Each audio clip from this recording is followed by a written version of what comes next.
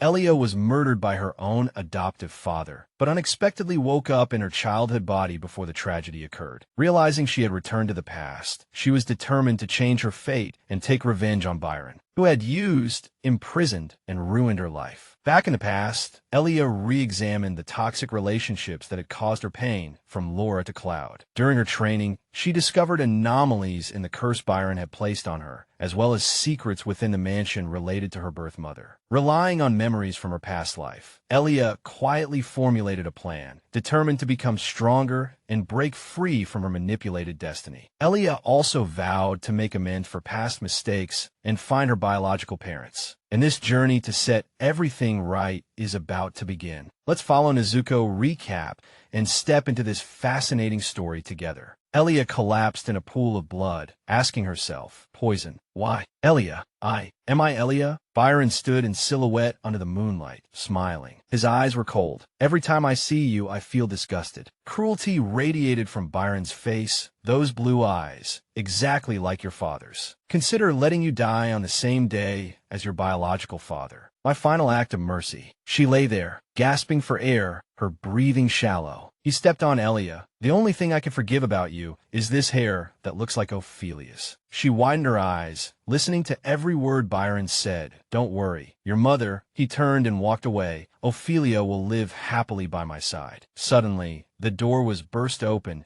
and Ophelia rushed in, shouting, Elia. The last blurry image she saw was Byron embracing her mother and leaving. So, that really was my mother. Elia lay helpless, thinking, so my mother is still alive. But now that I understand everything, what's the point? Suddenly, a dazzling light appeared, dispelling the darkness. The next morning, sunlight streamed through the window. She lay on a soft bed, staring wide-eyed at the ceiling. Elia looked around blankly. She slowly sat up, thinking, what is going on? I was definitely dead. Just then, a voice came from outside the door. Miss, are you awake? Laura stood outside, holding a small basin of water. Hurry and wash your face. You have to finish your morning training before having breakfast with the master. Elia was still very confused. Looking at Laura, then she asked herself, morning training? She recalled the past. That ended when I was 16 because I was about to enter the Duke's household. No, Laura's face looks strangely young. Seeing Elia sitting in a daze, Laura leaned in and asked, why are you looking at me like that? You need to hurry up, wash, and change. She nodded slightly. Okay. Elia walked to the mirror and looked at herself in confusion. Wait,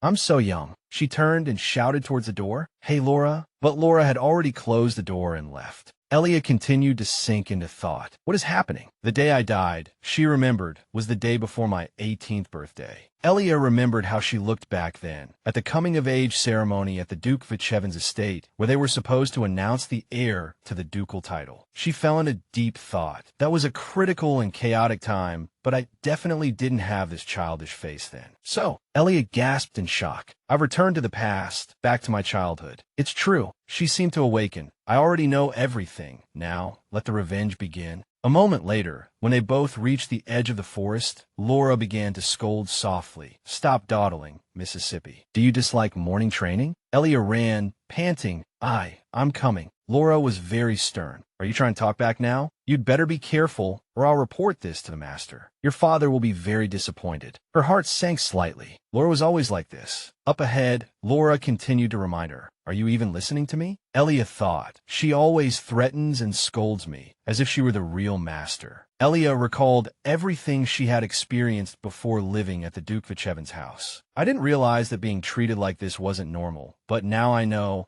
It's because I'm not Byron's biological daughter that they treated me so poorly. Returning to reality, she answered with a gentle smile, yes, I'm listening. But inside she thought, how pathetic. Elia stood quietly, listening to Laura's scolding, but her mind was elsewhere. Back then, I always desperately tried to win Laura and Father's affection. I constantly watched their moods and always forced myself to smile. At this moment, her expression looked very fierce. she was extremely angry. Like a fool, Elia clenched her fists. But not anymore. I will never force myself to smile again. She ran as best she could, thinking, I will still obey orders, but this sword will not point where he wants. Elia calculated. No matter how I return to the past, what matters is that I've seized this opportunity. Her eyes were filled with determination. In this life, I will personally make that devil Byron pay with blood. Suddenly, Cloud appeared and asked, You're here, Mississippi. Did you oversleep? You're late. Seeing him, Elia recited information about Cloud in her mind. Cloud, he was the one who taught me while I lived under Byron. She felt disgusted inside. He's truly disgusting, deceiving a child and raising her to be an assassin. But on the surface, she lowered her head and apologized. I'm sorry, I was late. He was slightly surprised by this. But Cloud quickly regained his composure. I heard you were dining with a master. This opportunity doesn't come often. Remember to eat your fill before coming back. Elia looked at his back, thinking, that's right, Cloud was always like that. In front of me, he always seemed hesitant. Cloud suddenly spoke. Starting today, we will begin weapons training. Hearing this, she was somewhat surprised. Elia looked at her hands in confusion. Weapons training starting now? She stared at her hands, thinking, but there are no wounds on my hands yet. Usually, my hands would be injured from making mistakes during weapons training. Elia tried moving her fingers, and she seemed to realize something. This is the summer before I turn 13. For years later, I will go to the Duke's house. He began to instruct. Now let's start warming up, run a few laps as usual. Elia replied, Okay, I understand. Then she fell into thought. Now I know when this is. I just need to figure out how strong I am right now. She moved swiftly through the forest. Elia's face was full of vitality. In an instant, she climbed up a tree. Elia quickly swung to a high branch. She stood steadily on the branch, overlooking the entire mansion. Elia secretly rejoiced. Thank goodness, my body is already very familiar with some techniques, so moving is not difficult at all. Her eyes were filled with joy. If I train hard, I might be stronger than before. Maybe I can enter the Duke's estate sooner than 4 years. But Elia's smile suddenly froze as she pondered. That's right, I can't go now. Elia remembered something important. Byron had imposed a curse inside my body. She remembered that the curse wasn't lifted until she arrived at the Duke's estate. I don't know what that curse actually is. A ghostly face appeared, nor how it is activated. I could only live in fear, worried that if I angered Byron, I would die. Elia found a comfortable sitting position in the tree and thought, It's so strange. Why would he remove that chain before I gain my freedom? Her brow furrowed slightly. Besides, there are many other suspicious points. Elia recalled his appearance, Byron, his true identity. A series of past events she couldn't understand flooded her mind. Endless funds of unknown origin, large-scale surveillance plans, the relationship between him and my biological father, Roderick. Then Elia remembered something, the significance of what he desperately wanted to reclaim, my mother, and a position he said was stolen from him. Maybe that was his true goal. She sat blankly in the tree. How could I know these things? In my current situation,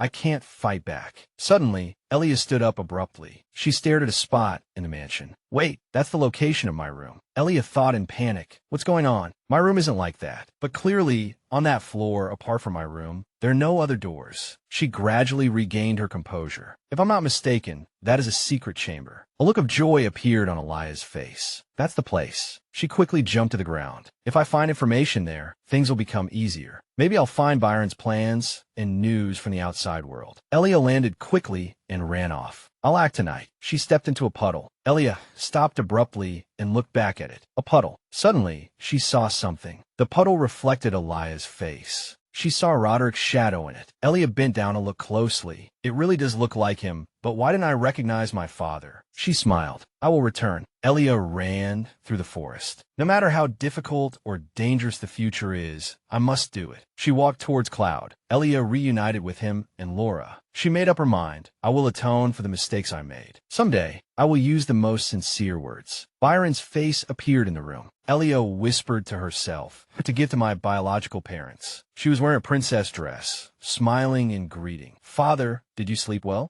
He gently reached out his hand. Yes, my daughter, come here. Elia had made up her mind. I will go there and say I love you. Mom, Dad. In the dimly lit room, Byron spoke. Laura said you got up late today. He asked with concern, so you didn't train much this morning, why? What's wrong? Byron's hand rested on her head, but not in a loving pat, but as if to crush Elia's skull. She knelt at his feet. I'm sorry, Father, because I had a nightmare. He asked curiously, nightmare? What nightmare? Elia reached out and tightly grabbed the hem of Byron's trousers. It was terrible. Her hands clutched his pants, but her head was forcibly held down by Byron. Finally, Elia spoke. A dream where I was abandoned by Father because I no longer had value. Hearing this, his hand gradually covered her head. That hand slowly moved towards Elia's eyes. My daughter, he said, forget those dreams. I will never abandon you. You're my only hope. She looked up and asked, then, will you forgive me, Father? Half of her face was covered by that hand. Byron answered coldly, I hope you won't do this again next time. He continued, you must get up on time, and you cannot slack off during training. Byron stared at Elia. The only one who can end this feud of mine is you. He suddenly pushed her head away. Now eat, Byron said indifferently, ignoring the fallen Elia. You have to eat more to get strong. Laura brought food and placed it on the table. He said with boredom, meet again, I'm sick of it. She sat pitifully on the floor, but as Elia looked at them, a glint flashed in her eyes. At night, Laura said while combing Elia's hair, the master is truly affectionate. Laura continued, I didn't expect him to forgive you so easily. I heard that ice cream was brought specially from far away. Do you see, miss, how much he loves and spoils you? Laura continued to manipulate her. So in the future, you must work hard to meet the master's expectations. She answered coldly, I know. Unexpectedly, Laura grabbed Elia's hair and pulled it back forcefully. All day long, you've been slow to answer and rude in your behavior. Do you have a problem with me? She sat on the bed, clenching her fists, constantly reminding herself, I must endure. Elia said softly, because I was just tired. Then she comforted herself. If I act according to my own will now, I won't be able to take revenge. She explained, because it was my first time training with weapons. Laura turned to leave. I'll forgive you this time. Before leaving the room, Laura turned back to remind her, go to sleep now. Don't oversleep tomorrow. Elia sighed uncomfortably. She slowly got out of bed. Sooner or later, I will make you pay. What I need to do now is... Elia fumbled in the darkness. This way. She stared at it. It looks like just an ordinary wall. Where should I start checking? Elia searched very carefully. Since it's a secret passage, it must be hidden well. Suddenly, she found something. Elia's hand gently touched the stones on the wall. The gaps between the stones. Things can be stuffed in places like this. If I look carefully, there might be something. She found something else. Good heavens. A small mismatched detail on the wall. Good heavens. Is it a construction error or... Elia hurriedly pulled over a chair and climbed up. There's something. She tried hard to stand on tiptoe and reach out. I can touch it. Finally, living up to Elia's expectations, her fingers touched a switch. Elia was very excited. Okay, something is stuck in my finger. It's small, but I can still hear the sound of machinery moving. Suddenly, a door opened, causing her to lose her balance and almost fall. Fortunately, Elia grabbed the chair in time. Phew, that was close. The secret passage opened, but I can't see anything. It's pretty good luck to find it so quickly. She walked in slowly. But if I bring a light, I might be discovered. Elia took a breath. All right, I'll go in just like this. She walked down every step carefully. Where will this lead? Over on Byron's side of the mansion, Cloud was reporting, My lord, there is something that disturbs me. He thought for a moment, straightened his back, and answered, It's about the young miss. Here is the situation. Cloud recounted this morning's events. Today was the first weapons training, but her ability was surprisingly excellent, so much so that I couldn't believe it was a 12-year-old girl holding a sword for the first time. Hearing this, Byron scoffed. She is Roderick's daughter, after all. The noble blood of a sword master flows in her veins. He smiled. Truly admirable. Both father and daughter possess outstanding talent. But Byron's eyes immediately turned dark. He said, Let her be. She must become proficient as soon as possible, and then stab her father in the back. Cloud obeyed. Yes. Byron asked again, Any other reports? He answered no. He replied, All right, you may leave. I need to rest too. Cloud bowed. Yes, my lord. Bright moonlight shone through the glass window, casting warm rays into the room. Suddenly, a dark shadow appeared outside the window. A bare foot stepped up without any protection. It was Elia. She pushed the window open abruptly and walked in. What talent, she thought, agitated. Even if she's a swordmaster's daughter, she simply didn't have any talent at all. Those pale hands clenched unconsciously. In her past life, she had countless wounds because she never improved to the point where she had to beg Byron every time. That was all the result of bloody effort and dedication to Byron. Elia walked softly into the room. Enough dwelling on those thoughts does no good. She pulled herself together. Now I must focus on finding clues. The place with the most information is. Elia immediately thought of a place. Byron's desk. She walked to his desk and picked up a letter. Elia began to read to herself. Why are letters like this piling up? I thought he lived in seclusion and didn't contact the outside world. A line of text caught her eye. I have carefully considered your proposal. Elia read the letter slowly. I also want to meet that arrogant little lion, but how can we underestimate the wolf guarding that lion? She was confused. Lion? Wolf? What does that mean? Then Elia continued reading. But didn't you say you failed to hunt the lion before? So I'll pretend I didn't see your proposal. The letter continued. It seems you've gotten old and your memory is failing. Didn't we go to hunt the lion together before? Don't forget, the evidence from back then is still in my hands. I know what you're worried about, but don't worry. The hound I raised is quite useful, so that wolf will be dealt with soon. Reading this, Elia suddenly thought, the hound might be me, so the wolf is father. She deduced in shock. Was father's death just a stepping stone to kill someone else? Elia clutched the letter tightly, her mind full of thoughts. Byron, what exactly did you do? Letters between nobles often carry many hidden meanings. A memory flashed through Elia's mind. For example, when they talk about a family, they use animal symbols. The reason is to avoid conflict if the message is exposed. Mississippi. The teacher continued the lesson. Commonly used animals are small animals like deer and weasels. But Elia was very sleepy at that time, thinking, why did I have to take that air lesson back then? She thought, I'm leaving this Duke's house soon anyway. I'm busy checking the assassination plan. On the podium, the teacher was still teaching wholeheartedly. Powerful animals like wolves or lions will symbolize powerful families, such as Vichevin. Elia nodded, thinking, I just have to pretend to listen. Why listen? I won't use it anyway. The teacher's voice still echoed, and the animal referring to the royal family. Back in reality, she walked down every step in frustration, blaming herself. I shouldn't have done that. I should have listened more attentively. Elia sighed painfully. I try hard to recall my memories, but I still can't remember what the lion symbolizes. Mom, Dad, I'm really sorry. She said to herself, I need to take a break. But suddenly, Elia heard a voice. Sister-in-law. Elia was somewhat surprised when she heard this voice. This place is also connected to the servants' quarters. The voice continued to echo. I don't know if I should continue deceiving a child. She looked inside through a crack. Laura shouted loudly. Why do you keep saying that? Have you forgotten what that child's father did? Elia looked at the figure sitting in the corner, and she quickly recognized the person. That was Capella, who had briefly taken care of me. She also spoke. Don't you want revenge? Your husband, my brother, was killed. Cloud hesitated. I know, but back then. She interrupted. Since father died, our family has been on the run, like we were being chased by ghosts. I was only 8 years old then. He countered, Laura, you don't even remember exactly what happened to your father. Laura snapped. Are you treating me like a child now? Cloud hesitated.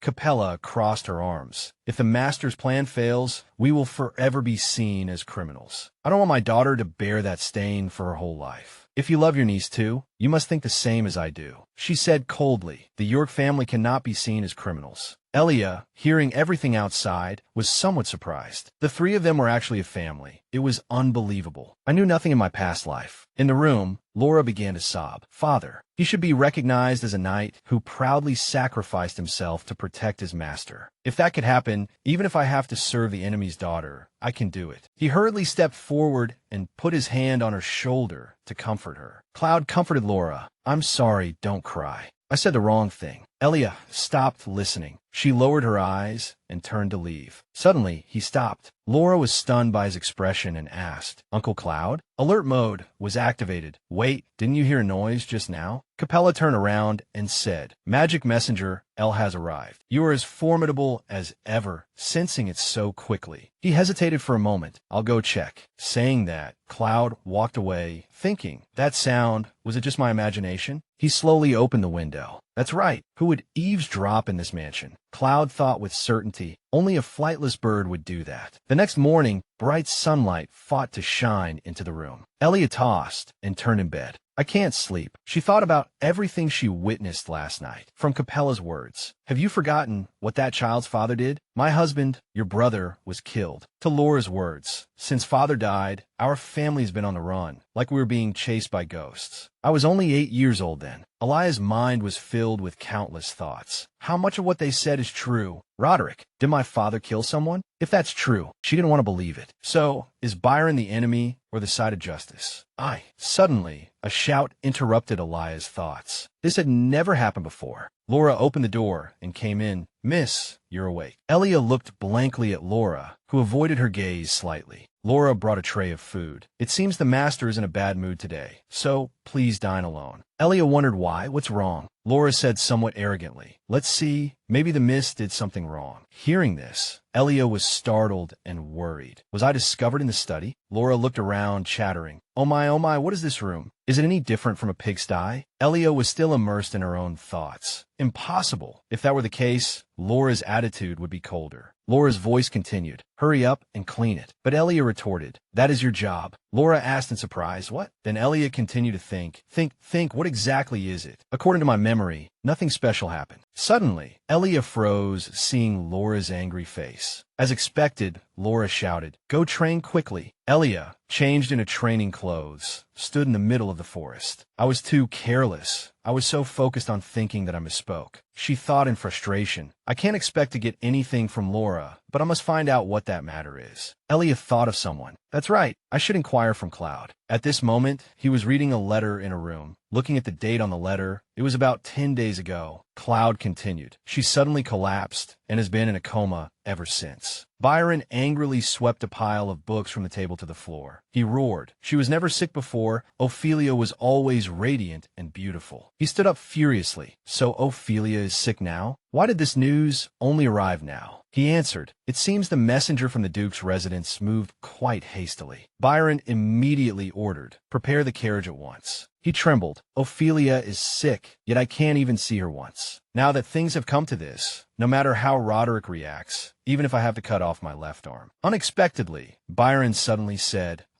no need for the carriage. He muttered to himself, I will never willingly walk into his trap. Yes, of course. Cloud stood aside, awaiting instructions. Yes. Byron continued. Instead, he put on his coat while saying, I'm changing the plan. Byron had just come up with a scheme. Now is not the time for me to be leisurely. Ophelia must be desperate to see me. Just after this step, I will start the hunt. He was somewhat confused. Yes, but we haven't obtained permission or cooperation from the others yet. A cruel light flashed in his eyes. To win over those cowardly old men. We need to do more. Byron continued. At best, it's just a defenseless lion. What's so hard about killing one as an example? We must demonstrate the power we possess. Cloud hesitated because of that cruelty. But, sir, seeing him like this, Byron said encouragingly, what's wrong? What are you questioning? Is it your chivalry telling you not to kill children? Or, Byron asked coldly, do you feel guilty about little Elia? He stepped forward and grabbed his collar. Byron continued to press Cloud. That hair that looks like Ophelia's, it's very beautiful, isn't it? He said, if we want to get everything, we must use any means necessary. If we keep hesitating, Byron concluded, some irrelevant person will steal the place beside me. Just then, a gust of wind blew past Elia, making her feel a bit dazed. Outside the mansion, a guard waved. Sir, the wind is quite strong. Come here quickly. A pure figure passed by.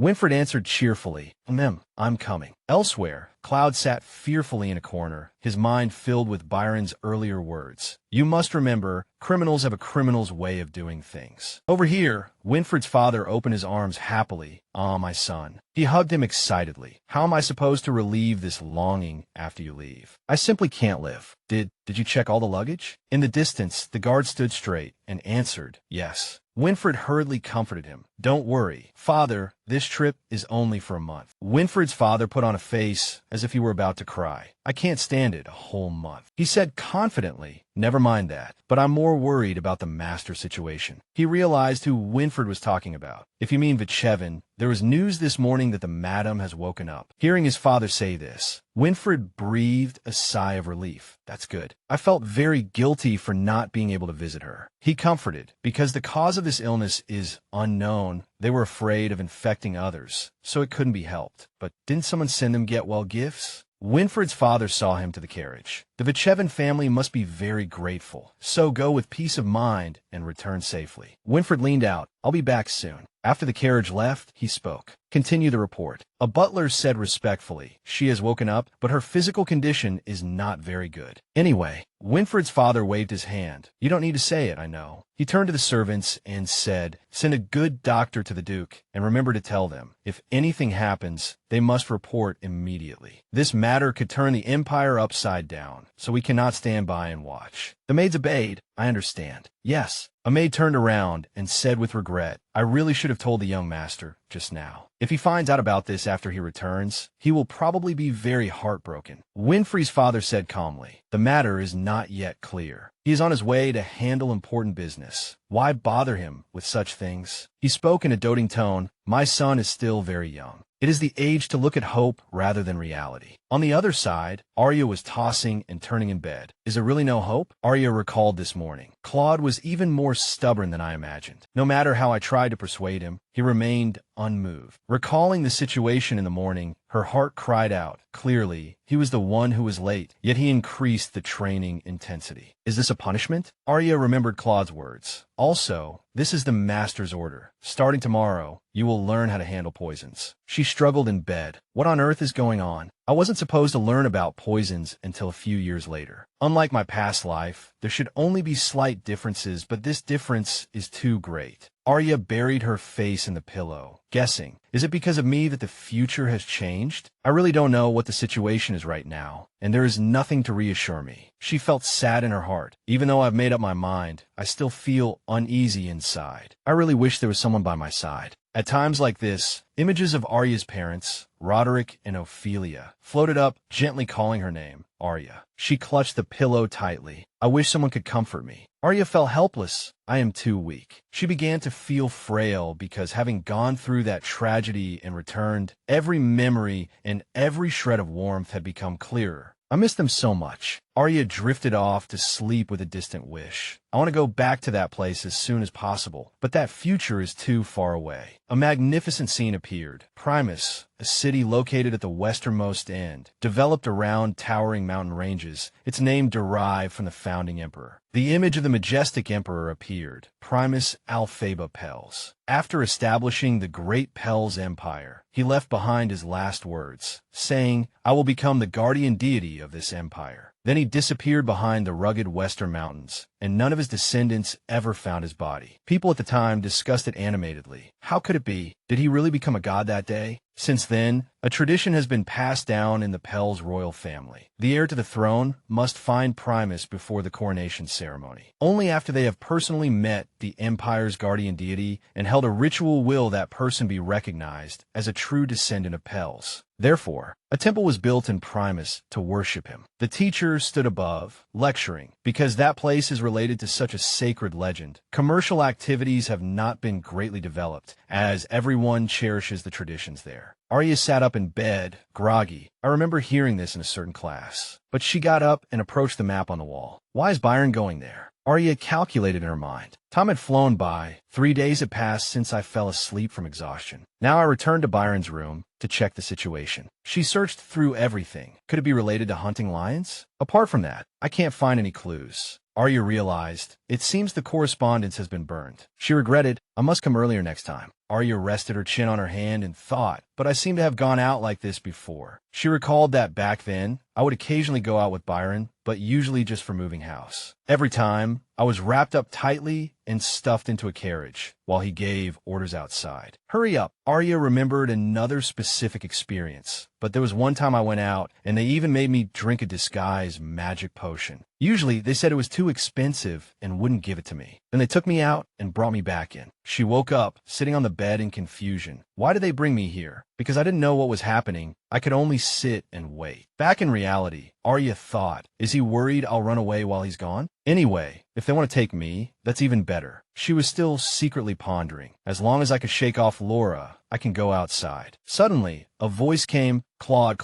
are you outside? Claude answered, Master, did you call me? Arya thought in terror. Byron's bedroom is right next door. Because this is an old mansion, the soundproofing isn't very good. The voice ordered, bring Arya here right now. I must see that child. She heard her name and felt puzzled. Why? Suddenly, the voice continued. Ophelia's face is always floating in my mind. I must see that dazzling silver hair to fall asleep. Arya panicked. No, this is bad. He answered, I understand. I will go immediately. She ran towards the secret passage with all her might. I must go back immediately. If I'm discovered, I'm dead. In the servants' quarters, Capella was sleeping soundly, woken by the noise. She sat up groggily and looked towards the source of the sound. Claude appeared carrying a small lamp.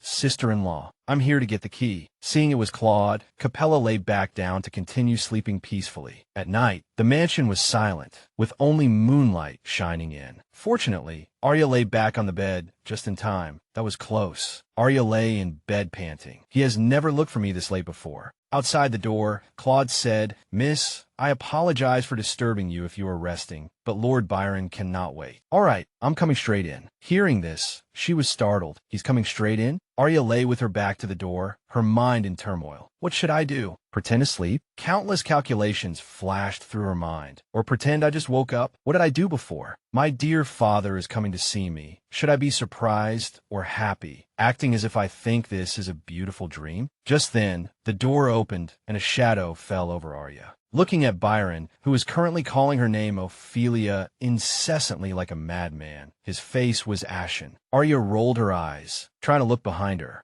His hand was about to touch her. Arya covered her mouth tightly in fear, afraid she might make a sound at the wrong moment. Finally, Byron placed his hand on her, but at that very moment, his expression turned cold. Arya sat up with a terrified expression, stammering, Father, when did you come? Did you come to see me? But Byron did not answer that question. Instead, he asked coldly, Claude, who did I tell you to bring? He answered, you told me to bring the young Mississippi. He looked at Arya. That's correct. It's this child, Byron repeated, not Ophelia, not her. She sat silently on the bed. He said with disappointment, it was pointless to wake it up. Then Byron turned and left, leaving Arya with a cold remark, go back to sleep. She smiled and replied, yes, father. Good night. They left, and darkness enveloped the room once more. Arya sat on the bed in terror. Did he discover I was acting? She worried. What should I do? The room was quiet, with items scattered all over the floor. The room was piled with books and tools. Arya was working diligently. She was mixing potions. A call rang out. Mississippi. It was Claude. He reached out worriedly to stop Arya. Claude said, what are you thinking about? Handling poison is dangerous. You need to focus. Her face instantly turned pale. Arya hesitated. I'm sorry. She stared at him, thinking, I can't focus. I only care about whether I was discovered last night. It seems Claude hasn't changed at all. Claude turned his head gently to look at Arya. Seeing her quickly avoid his gaze, he spoke. Yesterday, you were pretending, right? Arya's face sank in terror. Claude continued, because of the alcohol, the master doesn't remember anything from today. She remained silent, not knowing what to say, her body stiff, her hands unconsciously gripping her clothes tightly. Suddenly, he reminded her gently, startling Arya, you should be more careful next time. If he remembers, he isn't the type to understand you. I know you are sad. She felt surprised inside. Sad? That matter. Can it be spoken aloud? Claude comforted her. You've been eating alone lately, and the training is tough, so it's understandable to be sad. Arya's mind went blank. Could it be that right now? Imagining herself through his words, She guessed. Claude thinks my attitude yesterday was just a childish tantrum. Arya didn't explain further. I am very grateful you say that. However, something still weighed on her mind. If you misunderstood, I'm very grateful, but this feeling. Then, Arya changed the subject. What's wrong with my father lately? Did I do something wrong? Claude replied, It's not because of you, miss. She remained curious. Then, is it because of a person named Ophelia? Hearing this, his face suddenly turned fearful. Arya remembered that Byron had personally spoken her mother's name last night, so this was her chance to ask directly. Claude froze on the spot. She waited for his response. Give me a useful answer. Claude spoke yes. He clarified, everything is because of that person, whether it's the miss being here or the master's eyes that still haven't faced reality. Claude asked, Can you open your mouth a little? Arya didn't understand. She looked up at him suspiciously. Huh? Why? Unexpectedly, his hand placed a pink pill into Arya's mouth. She held the pill in her mouth, and a sweet, happy sensation like flowers spread out. Arya sensed it. This taste is strawberry candy. Claude instructed her gently. This is a secret. He lightly touched Arya's face.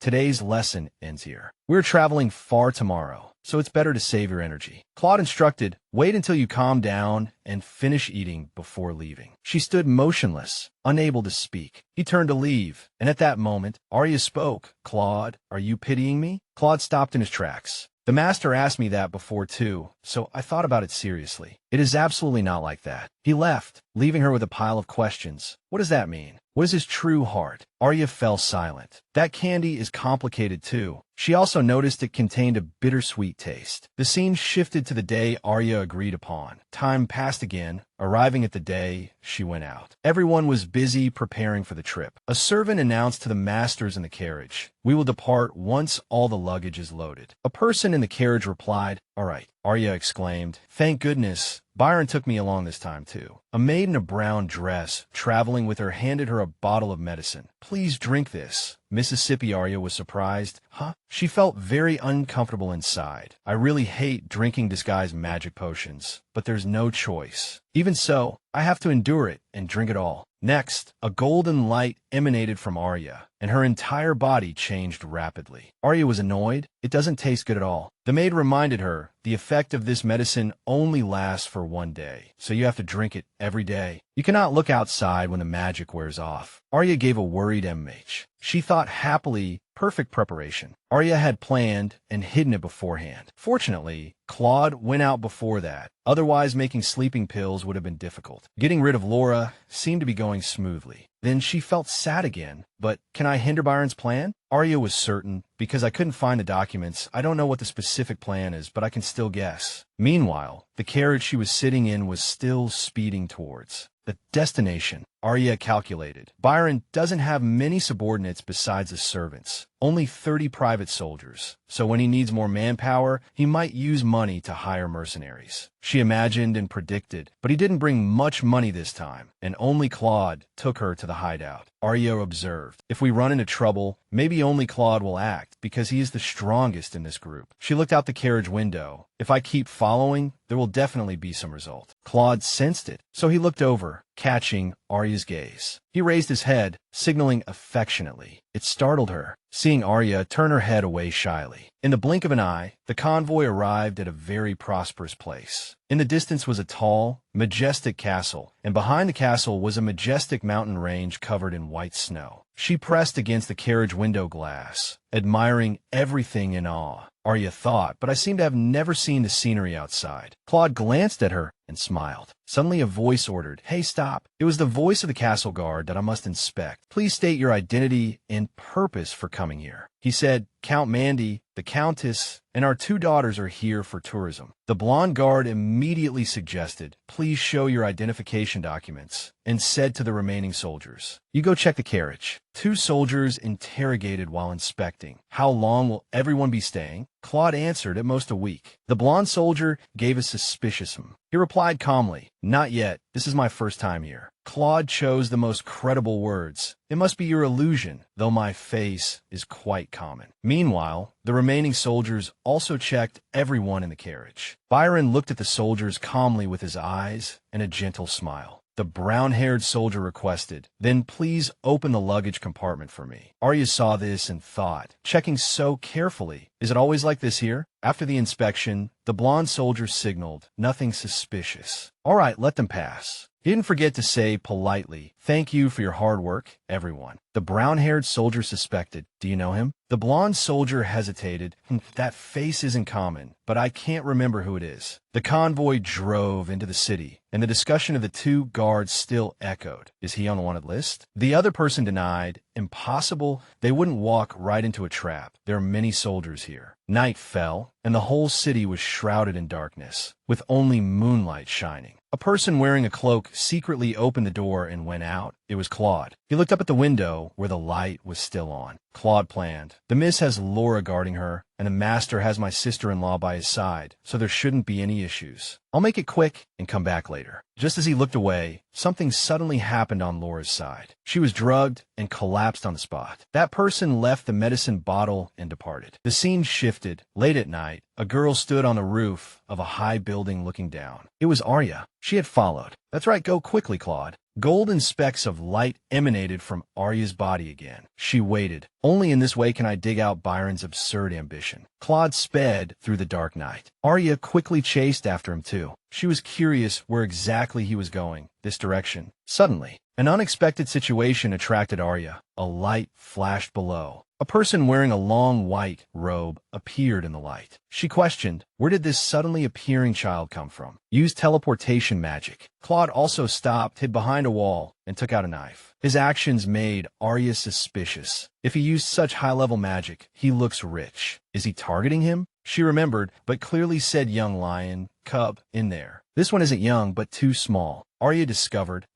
he moved. She stopped, looking somewhat surprised. The person in the white cloak was approaching a dark corner. Arya realized that's a secluded alley over there. She watched every move. Too dangerous. Suddenly, Arya rushed out. She jumped down towards the white-robed person. Hearing the commotion, the person stopped and looked up. The white-robed person was Winfred. He looked up blankly. Golden light enveloped Winfred, and Arya reached out to him, while her disguise magic also disappeared. Only then did Claude notice something was wrong. He rushed out in a hurry, but in front of Claude was an empty, silent space. He froze on the spot, gone. Claude continued, searching in disbelief. In that corner, Winfred was struggling. He had been suddenly pulled in by Arya. Arya whispered, "Show quiet." Arya covered Winfred's mouth and reminded him, the assassin is still nearby. He gradually stopped struggling and looked at her. Seeing this, Arya whispered, "You will stay quiet, right?" She slowly released her hand. His confused expression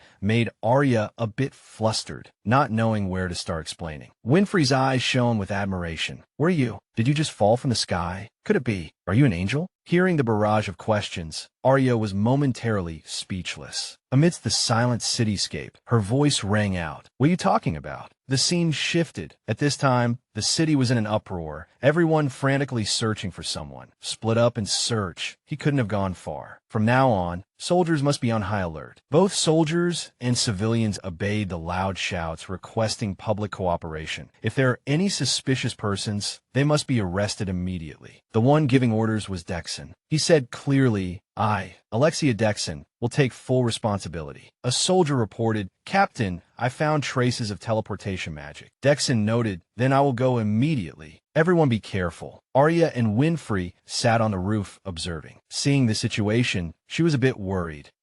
Things have become complicated. I intended to go back quietly. Arya gently brushed away her hair blown by the night wind and whispered, "I'm really sorry. I actually wanted to take you away immediately, but it would be troublesome if we were seen by others." Winfred also subconsciously raised his hand to shield his face against the cold wind. He comforted her. "It's okay. You don't need to worry. It's my responsibility for going out without permission." Then Winfred hesitated, but he asked Arya, "Are you hurt anywhere?" It left her stunned for a moment. Arya suddenly noticed the clothes she was wearing and began to panic.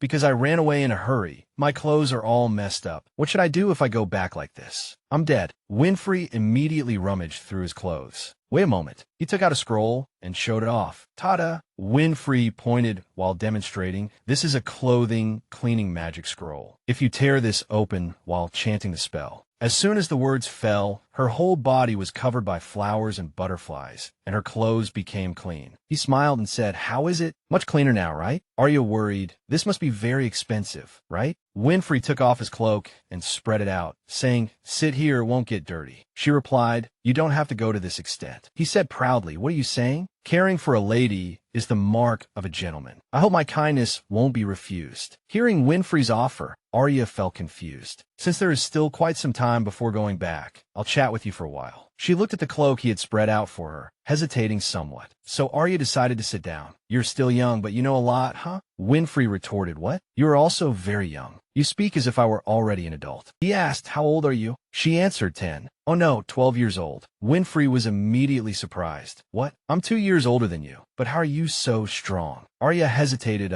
He praised again, landing lightly like a cat, and very strong. "You are amazing." She couldn't believe it. "Do I look amazing?" Winfrey was also very direct with Arya. "You're also very pretty, really," making her blush and turn her head away. Oh, Arya thought, he says such embarrassing things without feeling embarrassed himself. "How long has it been since I chatted so relaxedly?" She said cautiously, "I'm the one who should say thank you. You helped me clean my clothes." He fell into silent contemplation again. Then Winfrey said sincerely, "I'm the one who should say thank you. You are my savior." Leaving Arya blank, he suddenly leaned closer to her. "At least smile for me. You have to accept other people's gratitude." Winfrey's hand accidentally touched Arya's hand. This action made both of them freeze, feeling confused. The two looked at each other. He quickly retreated, saying flusteredly, "Sorry, I got too close." While she blushed crimson, Arya lowered her head shyly, telling herself, "I can't look directly at his face. He radiates a light that is too pure." Winfrey held out a sparkling crystal pin, attracting her attention. He stated, "Do you want this? Take it as proof that you are my benefactor." Winfrey placed it in Arya's hand. "This is a magic pin. It suits you very well." She was still hesitating.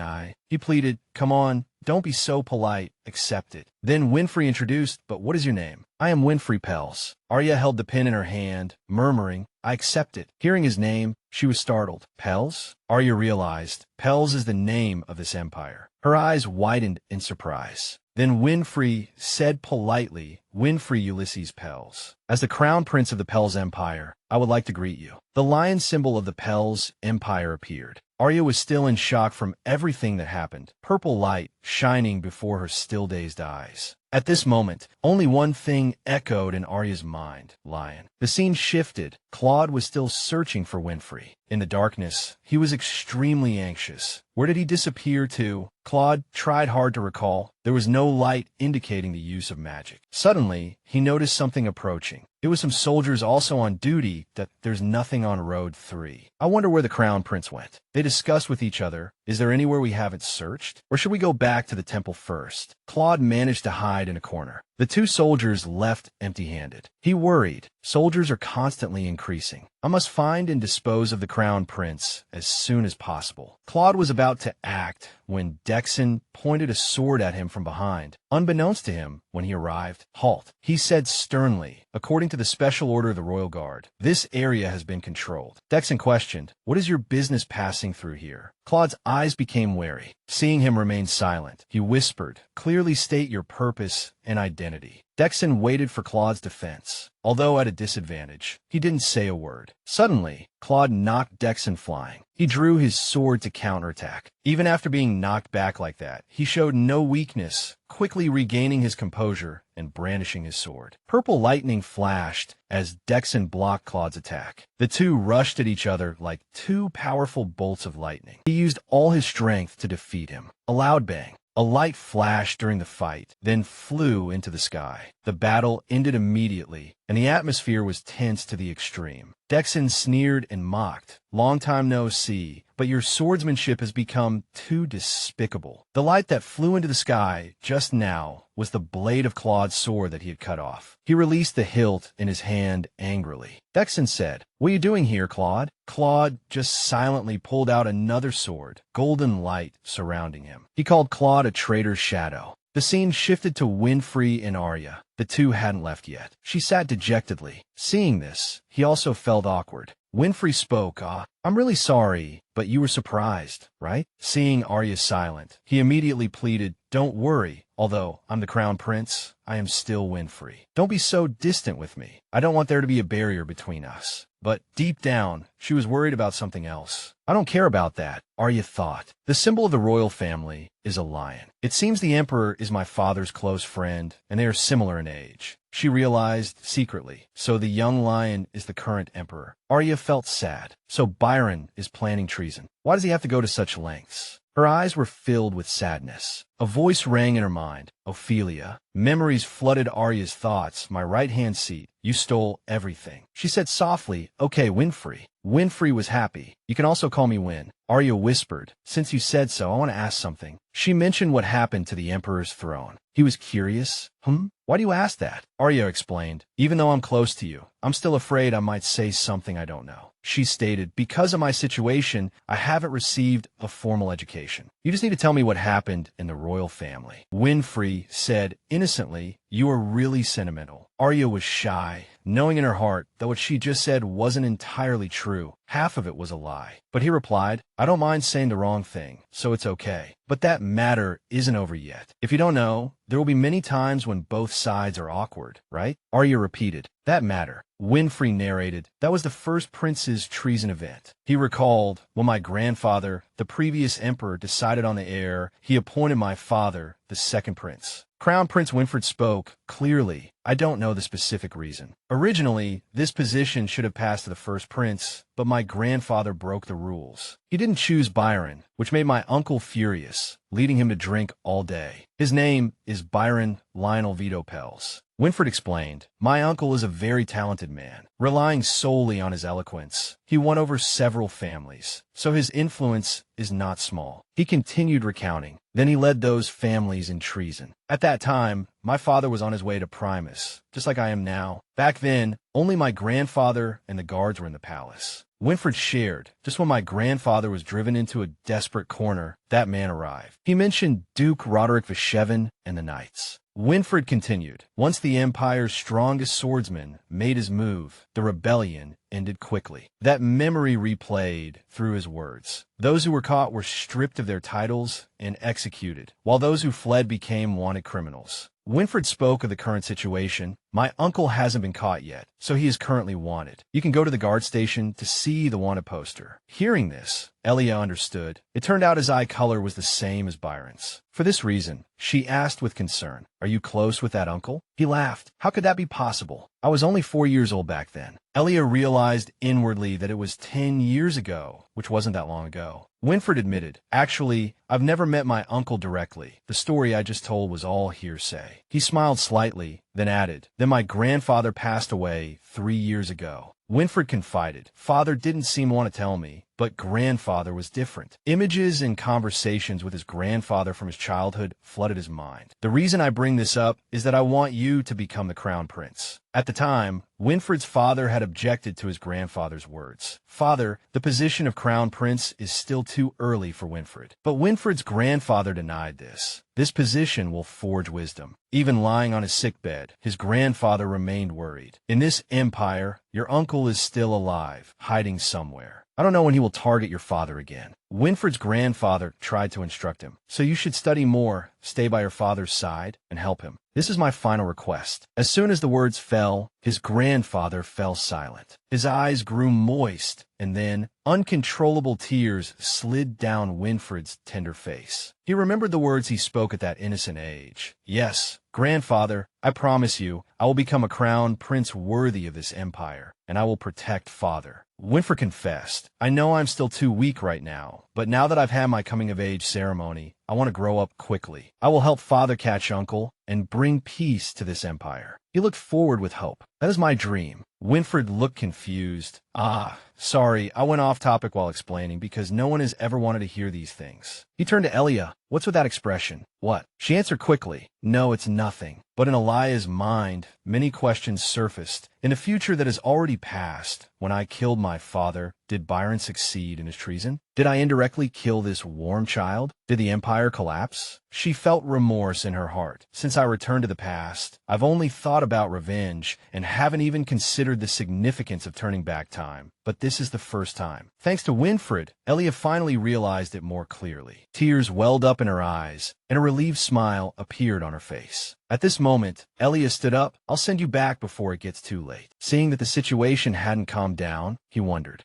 It's still noisy, right? Didn't you say you were afraid of crowded places? She insisted, leave it to me. To Winfred's surprise, Elia had made up her mind. Since she already knew Byron was a traitor, she needed to investigate more. There was no time to sit here and relax. She returned the pin. I'm giving this back to you. I don't deserve to receive such things. He emphasized, I already told you. Don't say things like that. Winfred said seriously, you are my benefactor, so you deserve a thank you gift. Why do you always refuse me like that? Elia paused for a moment, then reluctantly explained, because it's a bit inconvenient to store. He said calmly, I can solve that problem. Winfred raised his hand to his mouth and whistled, and a golden light flashed before her eyes. Elia was surprised.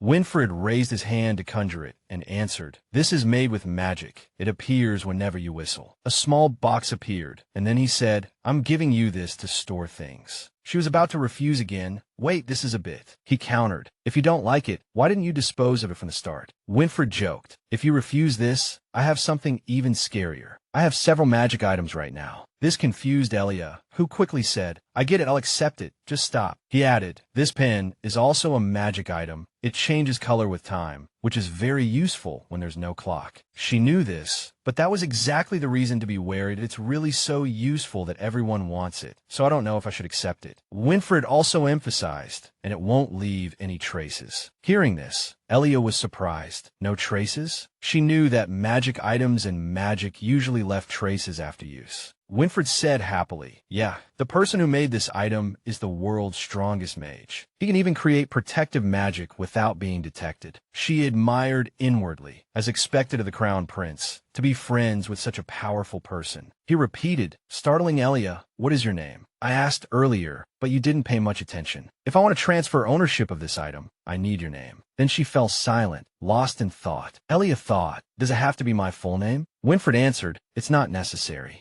A pseudonym is fine too, she said reluctantly. Then, Elia hailing. He felt like he had heard it somewhere. Hailing sound familiar. Winfred immediately chanted, Winfred Ulysses Vito Pels, transfer these items to Elia. Hailing. After the command was given, the box in Winfred's hand emitted a brilliant golden light. He told Elia, all right, it's yours now. Try whistling. She hesitated a bit, and the atmosphere fell silent again. Then, Elia's voice trembled with shyness. I can't whistle. Winfred burst out laughing, making her turn her head away in embarrassment. The scene switched to the battle between Cloud and Dexon, which was still very intense. Their positions were no longer visible to the naked eye. He slashed at him with all his might. Hatred and the will to fight to the end were clearly visible on Dexon's face. Dexon swung his sword angrily and forcefully. Don't harbor such foolish thoughts, Cloud. Cloud simply dodged the attack, so he was a bit smug. I don't deny that you are an excellent knight, Dexon mentioned, perhaps even better than your brother Befold. He said triumphantly, but this is as far as you go. How could you possibly defeat so many people? Just then, out of nowhere, soldiers appeared behind Dexon. He demanded, surrender, the law will judge your crimes. Cloud remained silent. He slowly stood up, his eyes sharp. Dexon stared at Cloud in confusion. He was about to take action when Cloud rushed towards him at high speed. But Dexon was no slouch. He managed to swing his sword to counterattack. Dexon glared at him with hatred. This guy? Cloud's face became as terrifying as a demon, and blood from the corner of his eye spread everywhere. He deliberately got hit and cast his magic, then a light covered the area. Those lights temporarily blinded Dexon and the soldiers, making them unable to see clearly. He guessed. He had a magic scroll in his shoe. The light gradually faded, and Cloud had escaped as well. Dexon shouted, "You coward, Cloud." That light also attracted Elia and Winfred. He also realized that light is a magic scroll. Did something big happen? She thought to herself, Cloud is being hunted. Without time to think much, Elia proposed, "Everyone's eyes are over there. This is our chance. Let's go." Winfred also quickly grabbed his cloak and followed. Okay. She jumped down first, reaching out a hand to warn him, "Don't go out so late next time. That assassin might target you again." He asked tentatively, "Do you know who that person is?" Winfred fell into Elia's arms. She said indifferently, "How would I know? It's a secret." Elia warned,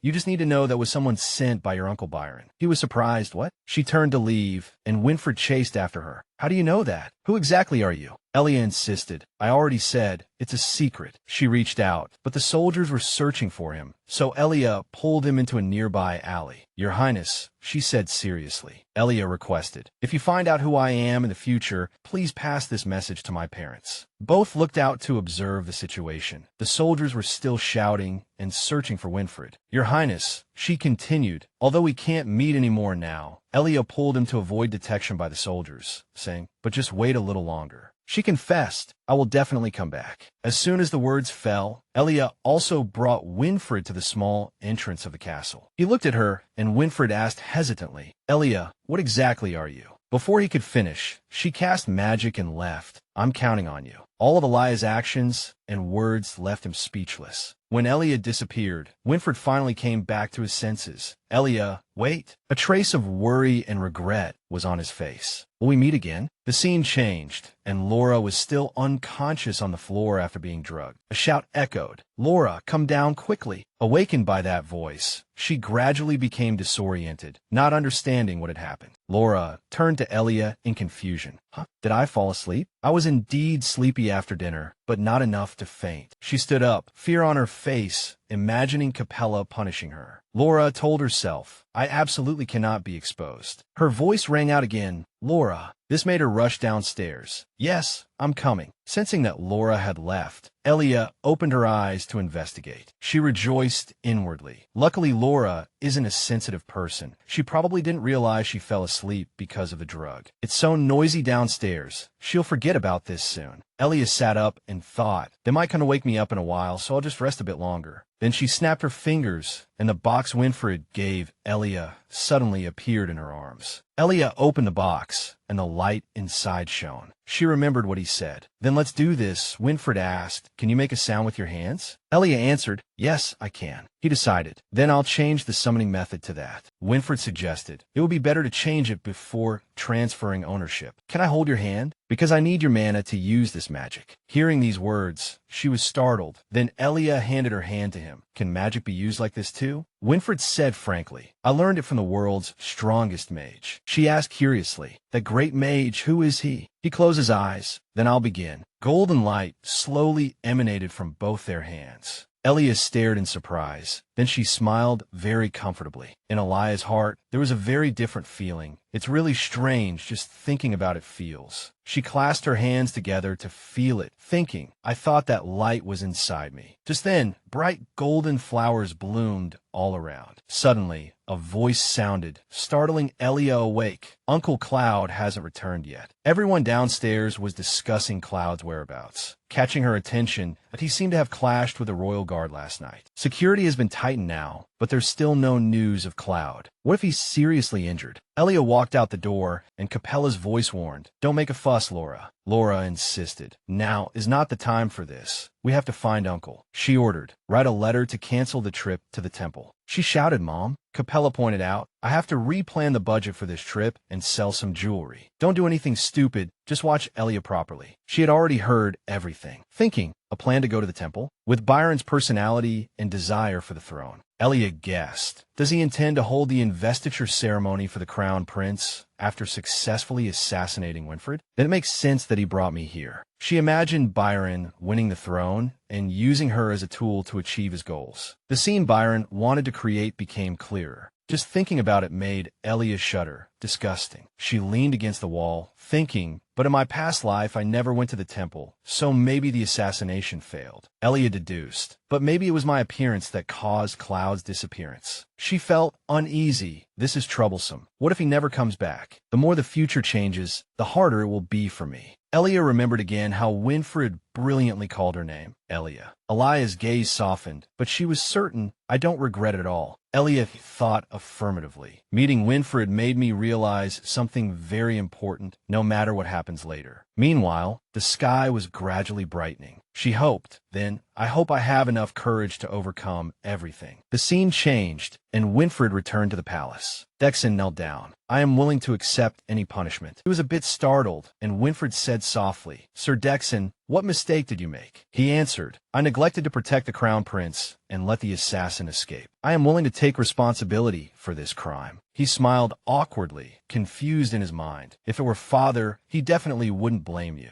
Just as he said, I've already sent a letter to His Majesty, so we will talk about this later. First, we must focus on tracking the escaped assassin's trail. Winfred remembered his father's sternness towards him. It's really not peaceful. You dared to bypass the guards and go out. He asked, did anyone in the jurisdiction see him? Dexon recounted his investigation results. Yes, it's clear. He was injured near the eye when he escaped. He reported, but no doctor said they had seen such a person. The gatekeepers also said no one had left. Winfred was quite surprised. Is he that strong? Disappearing without a trace. Dexon answered, we really cannot underestimate him. He fidgeted, but this is mainly due to the magic scroll. It's my fault for not anticipating he would do that. I didn't expect a fugitive like him to have such an expensive item. He froze upon hearing this, thinking in disbelief. Aren't illegal magic scrolls more expensive than genuine ones? Where did Uncle get that money? Dexon proposed. How about expanding the search range? He continued, please forgive me, Your Highness, but Primus is on the western border, so there are many routes, half of which are unguarded countryside. Winfred rested his chin on his hand, thinking skeptically. Even if we send an emergency message there, the search will be a bit difficult, right? Then he decided, let's go to the capital first. Because he is impatient, Uncle won't act first. Seeing this, Dexon jumped up. I will order the escort preparation immediately. He thought, at that age, having just been assassinated, yet still so calm. Dexon clenched his hands. As expected, it's all my fault. Winfred said, time is tight. Let them bring less luggage and just eat some simple food. Suddenly, he remembered something and called out.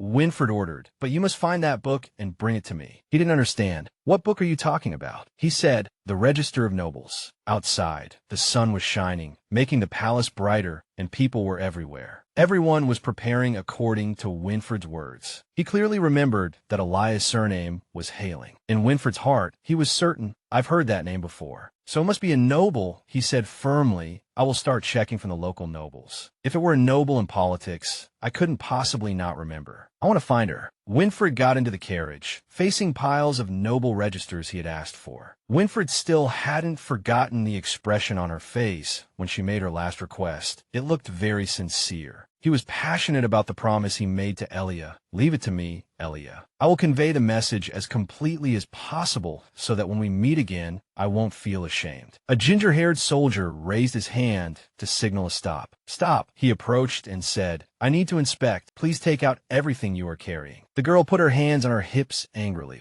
What kind of city is this? Stopping people from leaving. The ginger-haired soldier remained very firm. You must cooperate so we can finish quickly and leave here. The girl continued to shout loudly. If the goods I'm taking to sell spoil, who will be responsible? The black-haired soldier next to him thought secretly. Indeed, for innocent people, this is tantamount to a disaster. However, this is the royal guard's order, so I have no choice. He remembered Dexon's words. Today the crown prince will leave this place. This is a secret that must absolutely not be leaked. Outside, he continued to announce, your task is to capture the remaining traitors. I will show you the wanted poster of the key figure. Remember to look carefully and don't be negligent. Suddenly someone blurted out, person. This person. Dexon recognized the person's panic. A moment later, he said angrily, I will investigate your responsibility in this matter later. Two guards hurriedly bowed. Yes. Yes, Dexon announced loudly. I repeat, do not be negligent during the inspection. His words still echoed in the minds of the two guards. Even if you are border soldiers, do not forget that you are also the swords of this empire. Outside the border gate, the ginger-haired soldier was full of enthusiasm. Next, he said to the next carriage, open the carriage and take out the luggage. But the coachman refused. I'm very sorry, but our young lady. The ginger-haired soldier brooked no refusal, no excuses, no matter how noble the status. Inside the carriage, a woman with an angry face said, what is this rude behavior? Seeing this, he was stunned that, please, you will cooperate. She scolded, this is too much. You dare to be so rude to a carriage with a lady inside. What is your name? I will go complain immediately. Inside the carriage, Byron began to lose patience. Outside, the ginger-haired soldier tried to appease the woman. Please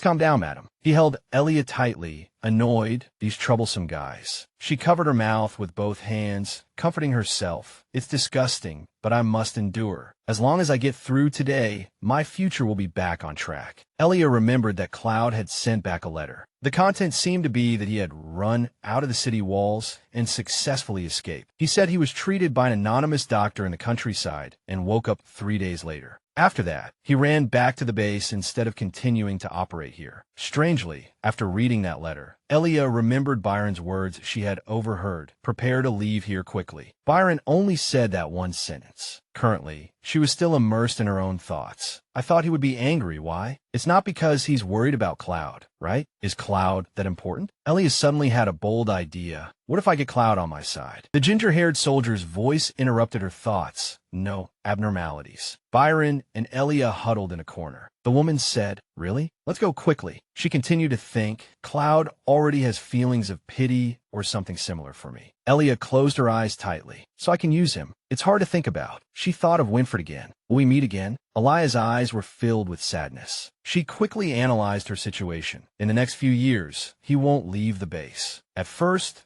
I didn't understand anything, but now I can vaguely guess. This trip made Byron fearful. Elia decided inwardly. So to avoid being hunted, they had to hold their breath and hide, and I must listen to them because the chains are still here. She thought sadly, Winfred, meeting again will probably be a long time from now. At this moment, sadness was clearly visible on Elia's face. Looking up at the starry sky. By then, will you still remember me? You won't forget me, right? On Winfred's side, he was concentrating on reading a book when he suddenly stopped and looked into the distance. A longing entrusted to the moonlight. Can we smile? The next morning, in a magnificent palace, the steward's voice shouted loudly, "His Highness the Crown Prince has returned." Winfred ran down from the carriage. Before Winfred's father could see him, he heard his loud call, "My son." Winfred's father held his face tightly with heartache. I simply couldn't live. Do you know how surprised I was when I received the letter? Let me see. Are you hurt anywhere? Winfred smiled helplessly. Father, I'm fine. But he wouldn't listen. How could you be fine, even if you have a magic scroll? But you had no guards. He interrupted. Someone help me. Winfred's father was surprised. What? You didn't say anything in the letter. Winfred explained. That's because my benefactor didn't want to reveal their identity. If I wrote a letter, it would leave a trace, so I couldn't write it. He asked, so do you know who that person is? Standing aside, Dexon was petrified. Your Highness, didn't you tell me you returned by luck? He shook his head. No,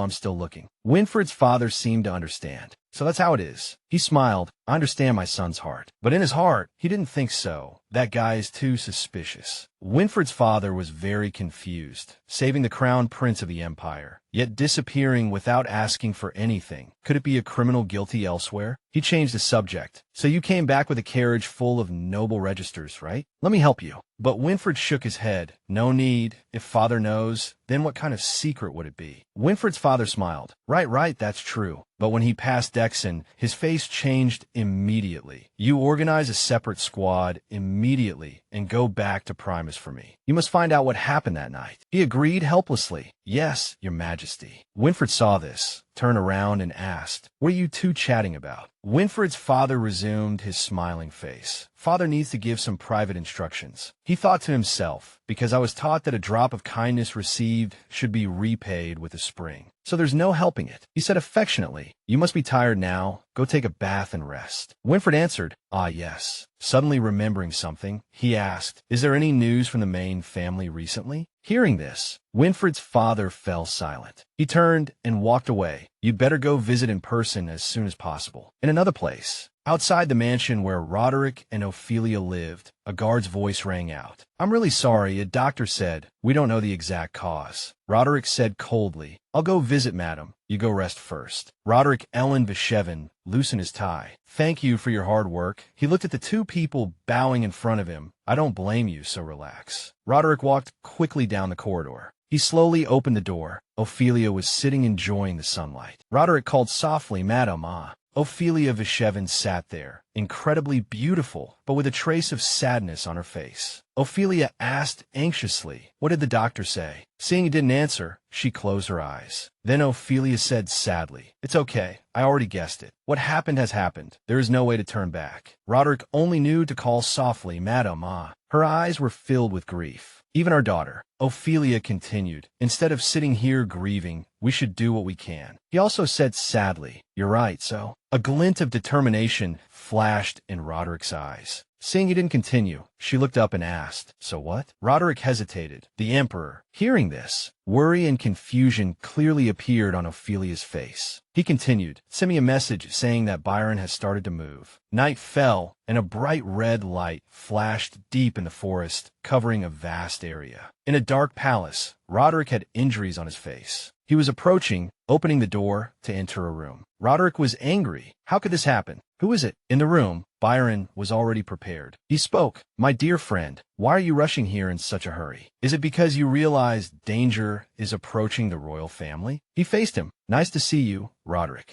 He said sarcastically, "You've worked hard." Roderick said bluntly, "No need for greetings," he said coldly. "You are a traitor and will be stripped of your status as a prince, so you are not qualified to greet me." Byron held a glowing jade in his hand, and a man sat behind him. Byron sneered, "Ah, did you discuss this together?" He laughed loudly, sneaking around behind my back, judging things. "The first prince is truly worse than trash. Throw it aside. This isn't anything new." Silence fell for a few seconds. Byron spoke again, annoying. Then he suddenly went mad and threw away the jade in his hand. "It can't be like this." Byron roared in anger. "I am the eldest son of the royal family, the one who should have stood at the pinnacle of this land. Yet you despise me." Roderick still faced him calmly. "That is because your mind is too narrow." He shouted, "Shut up." He pointed at him. "Do you think I don't know? It was you who suggested Hiram be the crown prince." Roderick quickly denied it. "I never said such a thing to his majesty." Byron threw his sword at him. "Don't play innocent with that pitiful face." But Roderick quickly blocked it. He continued, "I'm only giving you a moment out of final respect. If you keep resisting, I'll kill you right now." He lowered his head, "You." Then Byron lifted his face, looking terrifying. "You are the culprit behind all of this." It was strange. Byron fell into a state of depression. Why did the place of exile have to be that desolate territory? Why did Ophelia leave me and choose you? Why did father abandon his own child? The Emperor, who had been sitting silently, spoke up, "Duke, if you're doing this because you are worried about me, it doesn't matter." He gasped, "I used to ask you to teach my son, but now I understand. He's hopeless." The Emperor pleaded, "Please stop him. Even if you have to kill my son, it's fine." Suddenly, a light flashed outside the window. Claude ran in, "Your Highness." "Byron." Dust filled the air. Roderick assessed the situation. "Reinforcements at this time? Who is it?" At that moment, Byron was standing in front of him. "Roderick." He looked at the bleeding scratches on Roderick's face. "I'm going to ruin that shameless face of yours." Byron picked up the jade pendant and your entire life. He placed a curse on Arya the moment she was born. I look forward to it. Shortly after, Roderick's daughter, Arya, went missing. The situation was clear. It was Byron who kidnapped Arya, but the girl vanished without a trace. He lowered his face and said he appeared, intending to assassinate the crown prince. Ophelia took the letter and, after reading it, covered her mouth in panic. Winfred. He quickly comforted Ophelia. "Fortunately, the crown prince is safe, so this matter." She continued, "This is a once-in-a-lifetime opportunity." Roderick said, "I will go find her once your health improves." Ophelia shook her head. "No, you must leave right now." She seemed to regain her vitality. "My health is fine, perfectly fine. In the face of a clue about our daughter, we have no time to hesitate." Hearing this, he fell silent, then squeezed his eyes shut. Roderick took Ophelia's hand and walked. "All right, we will definitely find our daughter." 3 years later, winter arrived, and white snow fell on the bare branches. Claude wrapped his coat tighter and said, "Let's call it a day." And the person opposite him was Arya. She had grown much taller. Claude said, "You've grown up so much that I almost didn't recognize you, Miss Arya." Arya was a bit absent-minded. It's all thanks to your teachings, Claude." He stared at her, secretly evaluating. Her basic physical strength, technique, and poison-handling abilities had achieved results far beyond ordinary people. She indeed had the blood of a genius flowing in her. Arya saw him like that and thought, look at that complicated expression. Her eyes were somewhat cold. Even I haven't gotten used to it myself. And Claude? Arya looked at his scarred face. Claude assessed her secretly again. Her personality has changed too. Are all children like that? To fit the mood, he spoke first so for the next training. Suddenly, a messenger bird appeared. Arya was a bit surprised. A magic messenger bird. She looked up at it. What is it doing flying here at this time? Has the future changed? Claude took the letter and said, just consider this free time. Arya was stunned. Free time? He turned to leave. Yes, I have nothing left to teach you. An indescribable emotion welled up in her heart, leaving Arya speechless for a moment. Claude suddenly stopped. He approached and gently placed his hand on her head. Claude spoke gently. I mean, you could do whatever you want. He continued. Now you can take a nap or go for a walk. Arya's eyes widened in surprise. Unexpectedly, she turned and ran away. Claude's hand remained in that position, staring blankly at Arya's retreating back as she disappeared. Arya thought, I've been trying hard to get closer to Claude, so occasionally he looks friendly, but lately it's been too close. She panted. Change. The future keeps changing. If it goes on like this and I can't control it, what will happen? Arya was confused. I did want to change it, but I'm also very afraid. Please give me a little more courage. She called out, Winfred. Over at the Imperial Palace, Winfred in the reading room was surprised.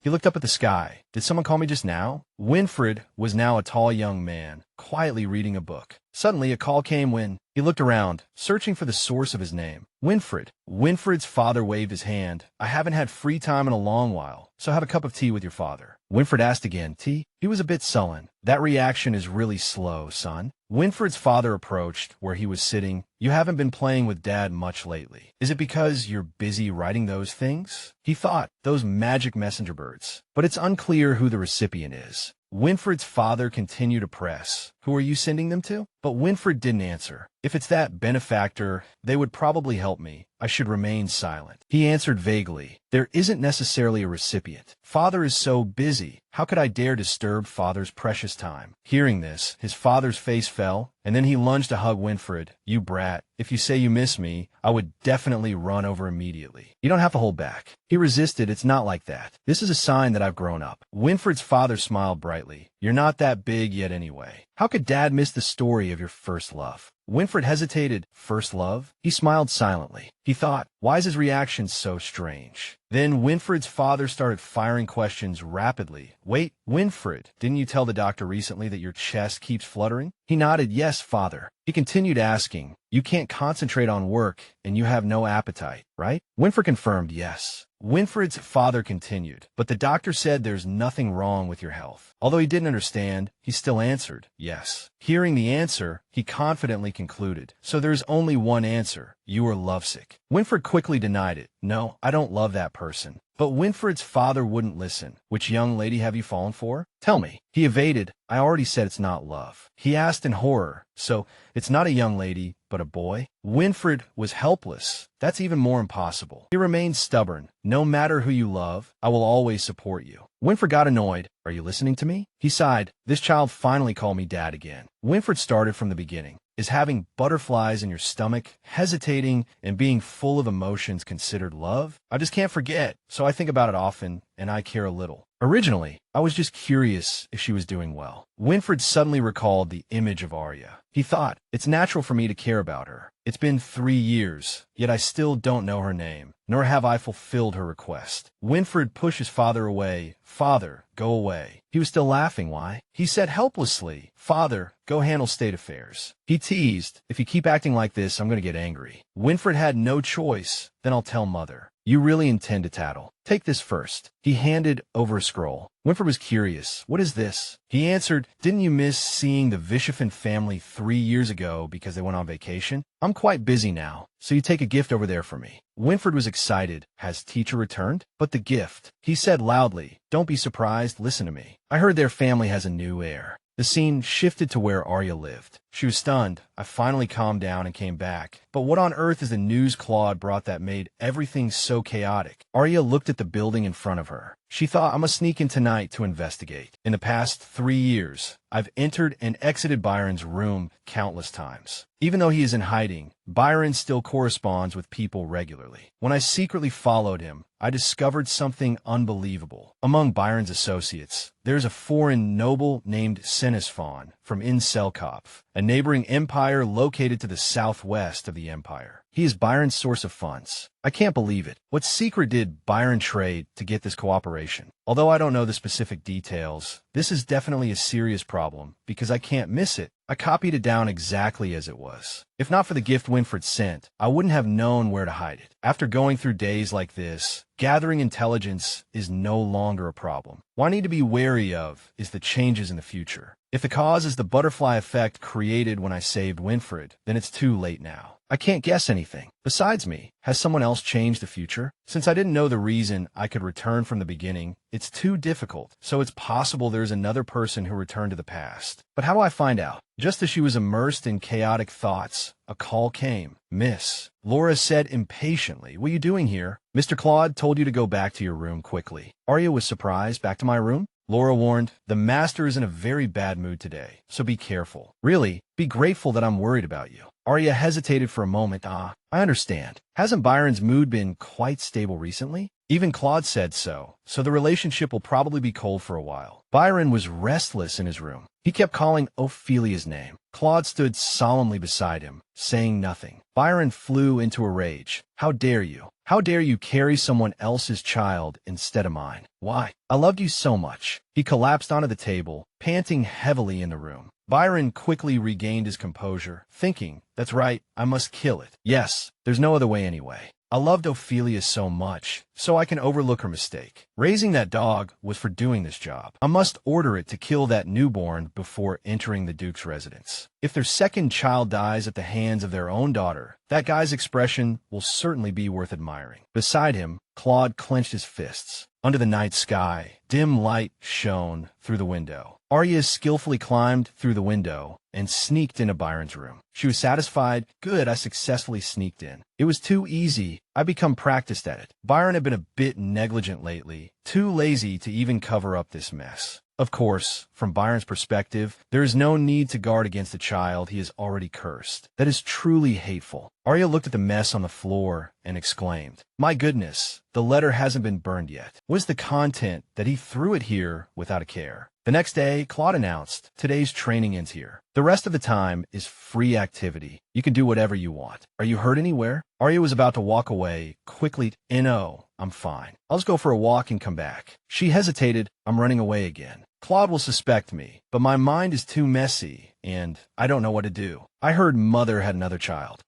That's right. It's been too long since I went missing. They are so close. It's not strange to have a second child. So when I heard I was no longer the only daughter, I felt very uncomfortable. But why did they change their minds this time? Weren't they always waiting for me to come back? Is there no place for me in this haven anymore? Arya imagined her parents and their second child being happy together. Her heart was filled with bitterness. If a child as noble and lovely as them is born, unlike me, then they will forget me. Will they forget me? The gloomy sky was just like Arya's mood at this moment. She said desperately, "No, I don't like this." Two streams of tears slid down the girl's cheeks. "I don't want to be forgotten. Please wait for me a little longer." Of course, I know I have no right to ask, but I haven't had time to apologize to them yet, so I can't. A rabbit poked its head out from behind a nearby bush. Arya looked at it blankly. That rabbit looked back at her too. It shyly hid behind the grass, and then another rabbit approached, and there were more. Arya's eyes widened in surprise. That is a family of rabbits. This inadvertently touched a sore spot in her heart. She sank into a dark void. Wait. The rabbit family left in an instant. Leaving Arya alone in the cold, snowy forest, the snow fell heavier. From Roderick's mansion, this scene could also be seen. Ophelia looked at the scene before her with sadness. Roderick approached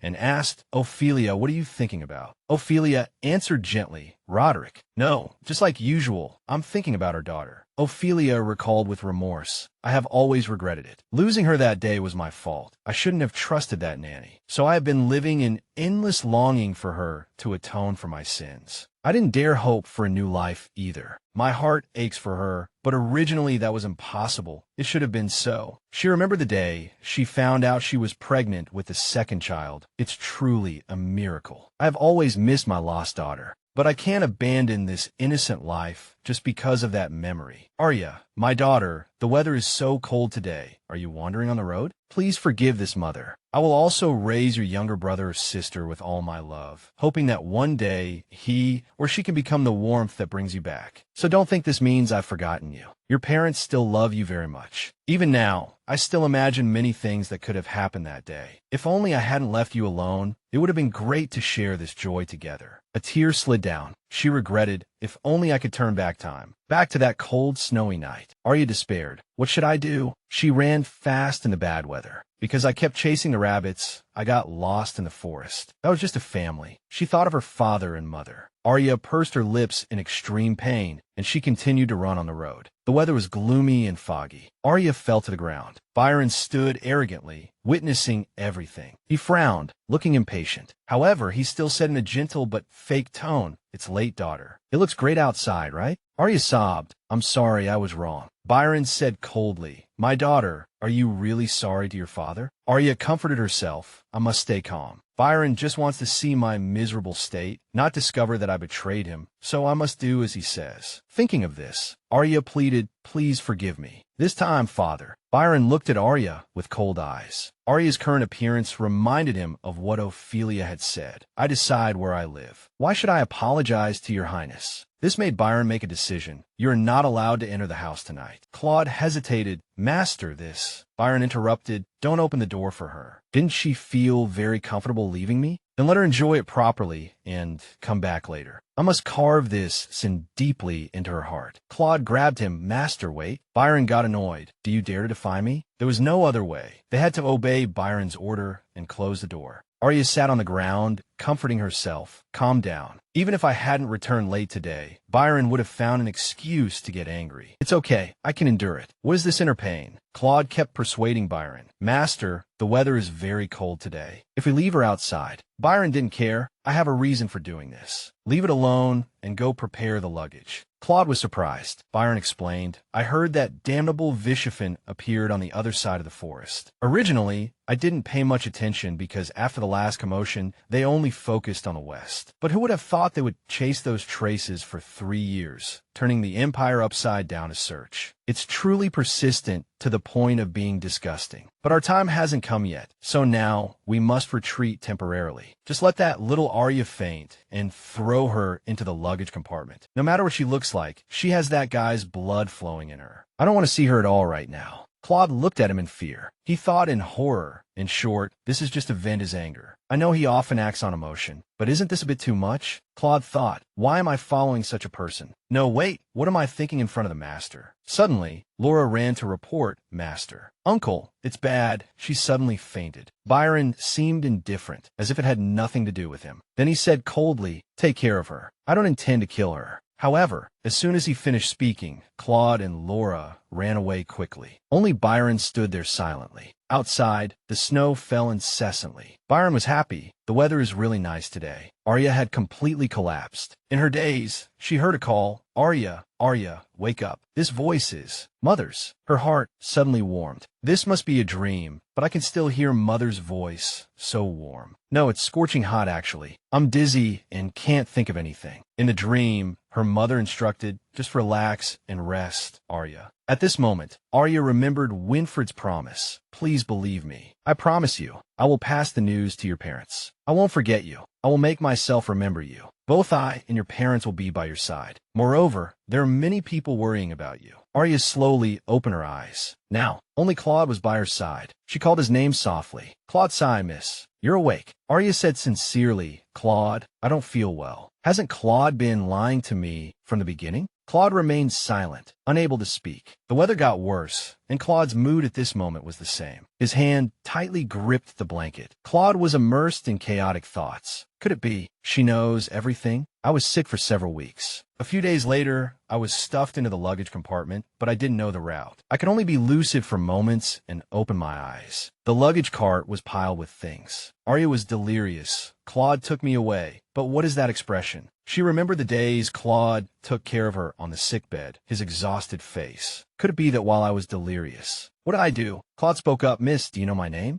Arya's face flushed red. Claude leaned over to observe. Laura called out, "Uncle, what are you doing? The luggage is piled up like a mountain, yet you're here worrying about her." Claude hesitated unconsciously. Laura questioned, "Uncle, don't you think you've been strange these past few years? I haven't told the master about this yet. What exactly is the reason, Uncle?" In the cart, Arya was still very uncomfortable due to the fever. Claude hurriedly explained, "I'm just worried she'll collapse before that time comes, because this child is the master's important tool." Arya thought painfully, worrying about me, yet saying such words. It's truly laughable. I was almost shaken by that test. After all, that was just a dream. At this moment, Claude was facing a danger. What if Arya knows everything? What should I do? Laura asked uneasily. "Where are we going now?" Claude answered, "I'm not quite sure of the destination, but we are heading east." Laura turned around in surprise. Claude continued, "They're chasing very persistently, so we will likely change plans midway." Laura was startled. "Then until when do we have to live like homeless people? That's impossible." Claude lowered his head in thought, remembering what Capella had said. "Do you understand, Claude? If you develop feelings for that child, then look to the side and ask who the child you need to protect is. You still have your niece." Laura looked at her uncle blankly. Claude promised, "Don't worry, I will take good care of you, so you won't feel inconvenienced while camping." Laura was surprised. What? Winfred rode happily on horseback. He said happily, "The weather's really nice today." Winfred turned to his entourage. "Thanks to you, I didn't encounter any obstacles coming here, and we arrived earlier than the appointed time." The servants lined up respectfully. "Please come in, Prince Winfred." Winfred smiled socially. "I must arrive early to Teacher's house," Dexon said in a panic, "but you must also arrive on time." A voice rang out, "Your Highness." Winfred shouted excitedly, "Teacher, Duchess." Ophelia choked up, "Your Highness, have you been well?" Winfred ran over to greet them. "Long time no see. I was surprised to hear you only left for the West so late." Roderick answered politely, "I am truly sorry, Your Highness, because we had urgent matters." Before he could finish, Winfred asked, "Did Teacher miss me?"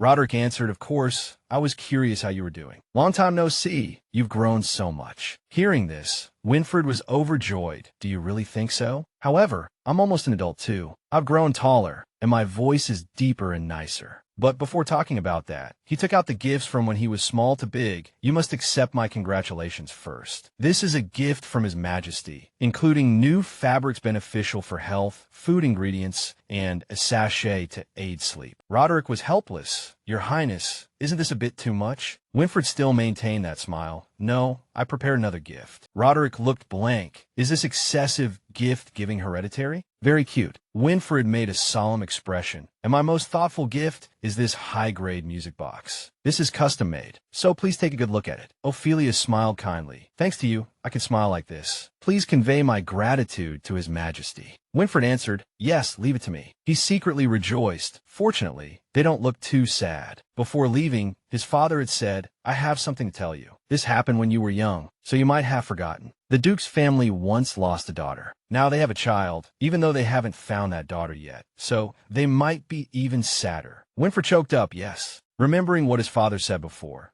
giving the gift, observe the expressions of the people in the mansion carefully. If you see they're more sad than happy, comfort them for a while before coming back. Winfred sighed. "I heard about it, but the situation now is better than I imagined." Roderick said, "Then let's go inside." Ophelia smiled gently. "We have already received your gift. It's not appropriate to talk here, right?" Winfred was startled. "Ah, yes, that's right." He thought, "What should I do? I came here this time to talk about that music box. Originally, that was a gift from the Duchess. I must apologize for giving it to someone else without permission. But would talking about this be superfluous now? What if, because of Arya, they remember that daughter and become sad? But Arya's age is close to the missing princess." Winfred's face was slightly sad as he pondered. "She looks very similar too, right?" Winfred comforted himself. "Calm down. Arya does look very much like the Duchess, but I can't just jump to conclusions so hastily. If this is just a resemblance, then I would be rubbing salt in the Duke and Duchess's wounds. But I can't just leave it alone. How can I say it most naturally?" Seeing Winfred's strangeness, Roderick asked, "Is the prince all right? You look like you have something on your mind." Winfred was startled. "Oh no, I haven't seen you for a long time. I'm just too happy." Until now, he realized his rudeness because I noticed it.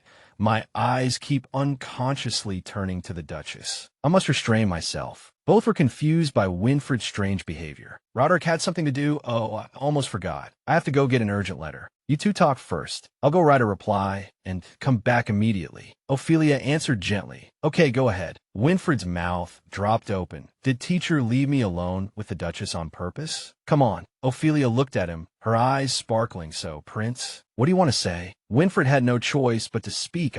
Duchess, I heard you were from Tamora. She answered, yes, I only became a citizen of this empire after marriage. But is there a problem? Winfred started to get to the point. I was just curious. Is the Duchess's silver hair a common feature of Tamora people? Because I have never seen anyone like that in the capital. That's not very important, is it? He sighed in his heart. Let's try approaching it this way. Ophelia gently stroked her signature platinum blonde hair.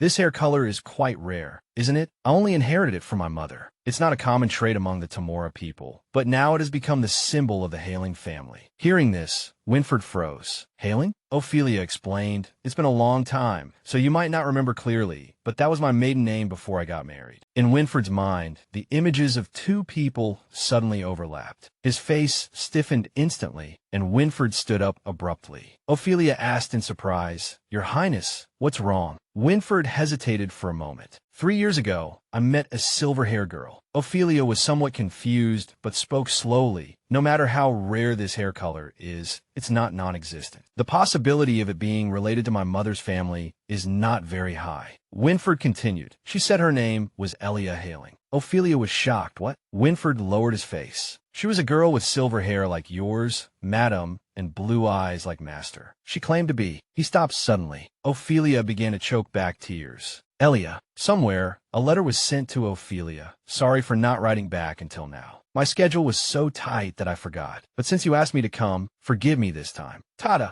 I have arrived at the Empire's eastern port. I will visit you soon, so don't prepare any welcome party. Regarding your current situation, I have to see it with my own eyes to say anything. Honestly, I can't guess the situation at all. This might hurt your pride a bit, right? Candace became more flustered than ever. Of course, I am not the greatest mage. I'm out of stationery. Well, it can't be helped. Just send it like this. This person was Candace Epica, the dean of Tamora Academy. She ran off panting like a child. Looking at the pile of books she had knocked over, Candace panicked.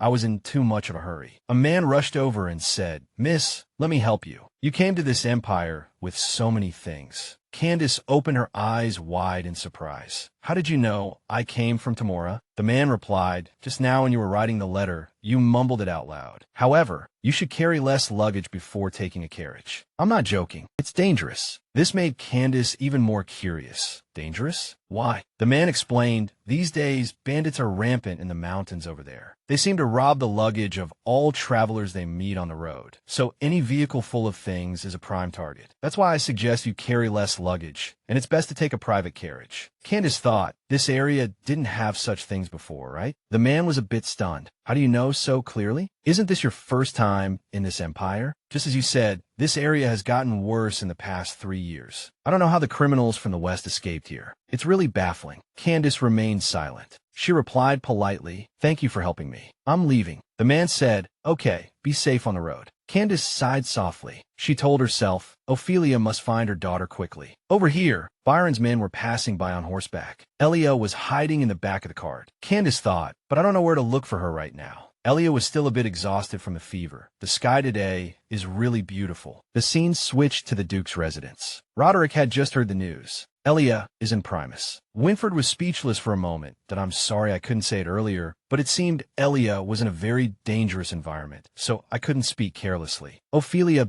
buried her face in her hands. So it is true. Winfred lowered his head. Elia also asked me for this favor. She wanted to send a message to her parents and hoped I would keep it a secret for her, saying she would return. Although we cannot meet right now, just wait a little longer. Hearing this, Ophelia cried even harder. Even a grown man like Roderick couldn't help but shed tears. At this moment, Winfred realized something. Elia, we didn't need to request this. They have been waiting for you and will always be there. Look, even at this very moment, Ophelia regained her composure.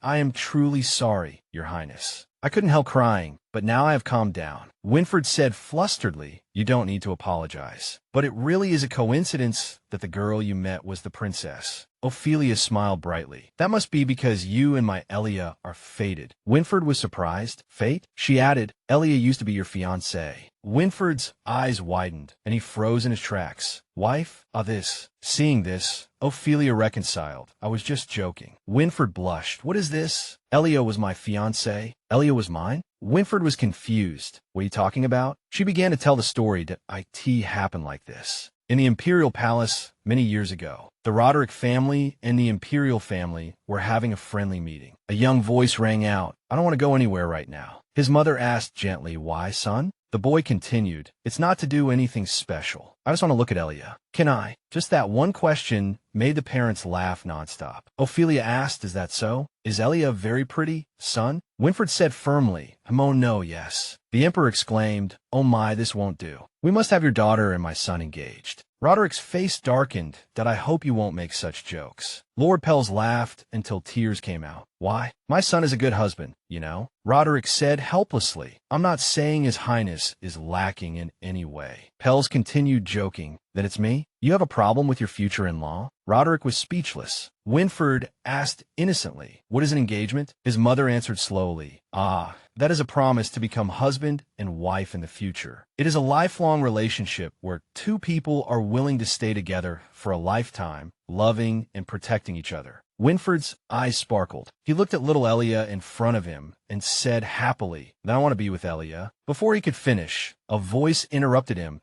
No. Roderick was furious.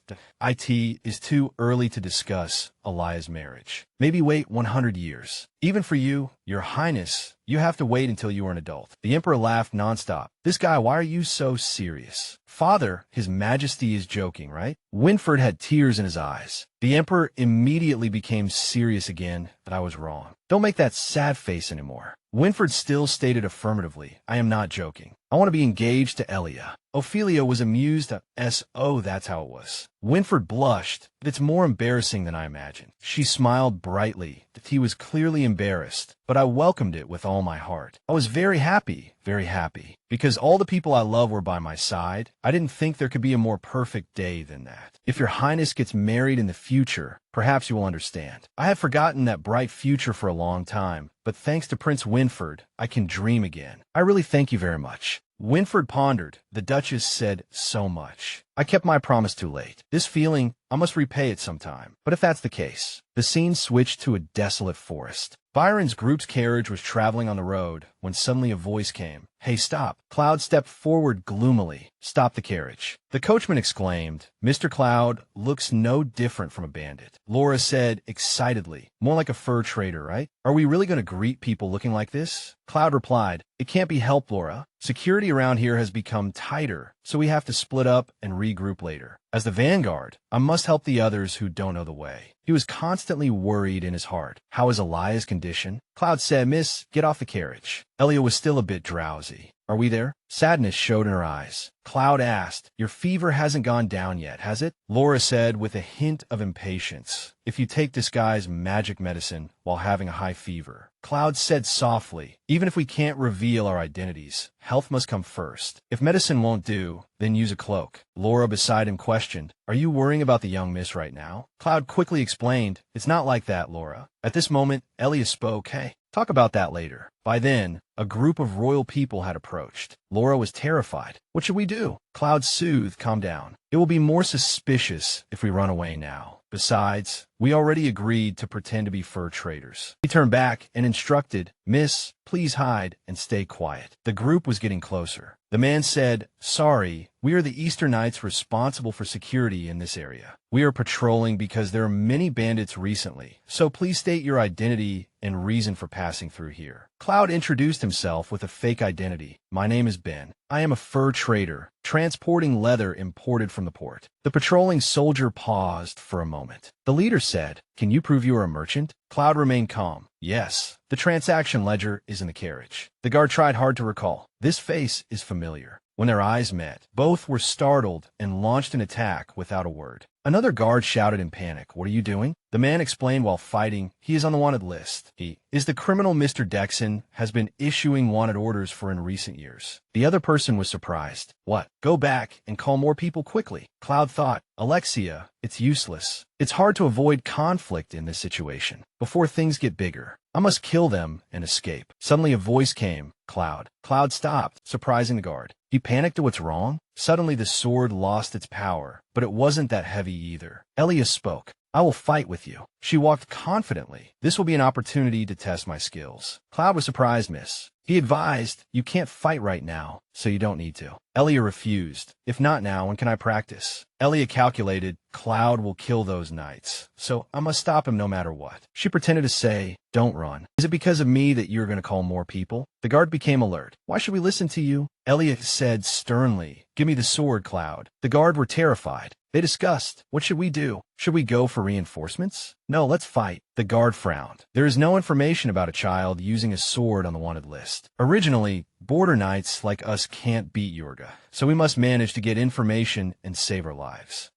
But a knight assumed a fighting stance and announced, "Then I will deal with you first." Elia raised the tip of her sword and said loudly, "No need, all of you come at once." Cloud waved his hand gently. "Try dealing with those three for 30 minutes. If you haven't finished them, I will handle it." Elia replied, "I know." The knights were terrified. 3 against 1, and with a child at that. Elia retorted sternly, "Don't underestimate me. Come on." Byron stepped forward and said gloomily, "So my daughter defeated those people all by herself." Byron stood watching the knights scattered on the ground. Elia sat down, gasping for breath. The knight opened his eyes wide in admiration. Elia communicated with him through thought, "Be quiet. If you are discovered, you will die." The knight also realized she had avoided vital points and just knocked everyone unconscious. This child. Cloud hesitated. She said she would also handle the people coming for support. Byron pretended to be surprised that I asked that so. "That's a bit too much." Elia said charmingly, "I wanted to help father too." Byron smiled. "That I know. You really are a good child." At this moment, Elia was still very exhausted. Suddenly, a thought flashed through her mind. Should I kill him now? The sword is in my hand. If I turn around and swing the sword now, then I can stab directly into that defenseless person's heart. There won't be a second chance for this opportunity. But Elia gritted her teeth. "I must endure because the curse is still on me. I must lie." "Thank you for the compliment, father." Byron said, "All right, come here. You look really messy. It must have been hard. Is your hair okay?" "Fortunately, it's fine." The knight was confused. "Silver hair? Does the Grand Duke have a daughter?" Cloud noticed the urgency of the situation and said, "Master, perhaps we should go." "Ah, yes, but first we must deal with the luggage on the cart. We have already passed the inspection, so it's best to leave in one vehicle now." He struggled with his reasoned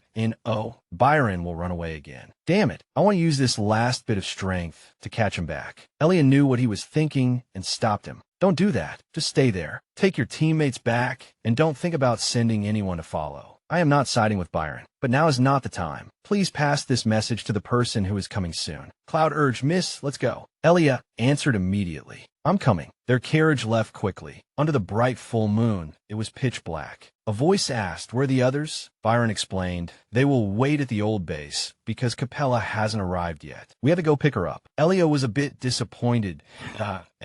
Oh, we aren't going to base?" Byron answered wearily, "Their search is stricter than I imagined. I don't know where to go." Cloud came up with an idea. "Master, how about the basement? We have accumulated quite a bit of wealth. As long as we talk properly, we can get her help." Elia wondered to herself, "Basement? Who is she?" Byron refused immediately. "Are you still sober? I don't want to experience that feeling of begging from 11 years ago again. I'm not going anywhere." Elia was suspicious. "Where is this? Thinking this?" She asked, "Then where are you going?" Byron pondered. "Let me think. How about in Selkopf?" Laura opened her eyes wide. "Always going abroad?" Byron crossed his arms. "Are you surprised? I know a smuggler operating nearby. If we get there, the Count will definitely provide at least a hiding place." Elia was disappointed. "There's no way to stop it." Byron ordered, "Tell the coachman again." Cloud replied, "Yes." The carriage continued to travel late at night. In another place, Dexon kicked the door open and walked in. "Which knight saw Byron? Was it you? Then answer my question." The man hurried forward. "Yes, Mr. Dexon, but he is injured, so please slow down." The knight said, "Oh no, I'm fine. I also felt I must report the news to you as soon as possible." He began to tell tell the story. It is a story about a silver-haired girl helping me. Dexon was silent. The knight began to recount in detail. The story goes like this. Hearing this, Dexon couldn't believe it. How is that possible? When I was investigating in Primus 3 years ago, there's also a story about a silver-haired girl, and a long hair was attached to the crown prince's cloak at that time. But that alone couldn't confirm anything, so I kept this secret silently. So that girl is living by Byron's side. She's the princess of this haven. The knight said, she also said something very strange to me. Dexon was surprised. Very strange words? She said now is not the time to arrest Byron. Dexon froze. Dexon thought, what does she mean? If this testimony is true, then the princess uses Diorga's swordsmanship, and she calls Byron father. That is to say, although the princess was raised by Byron as a daughter, she is still aware of her true identity. She really is a smart girl. I don't think she's talking nonsense. Seeing Dexon silent for a long time, the knight asked, what should we do? He suggested if we send out a raid team now, we can catch them. Dexon made a decision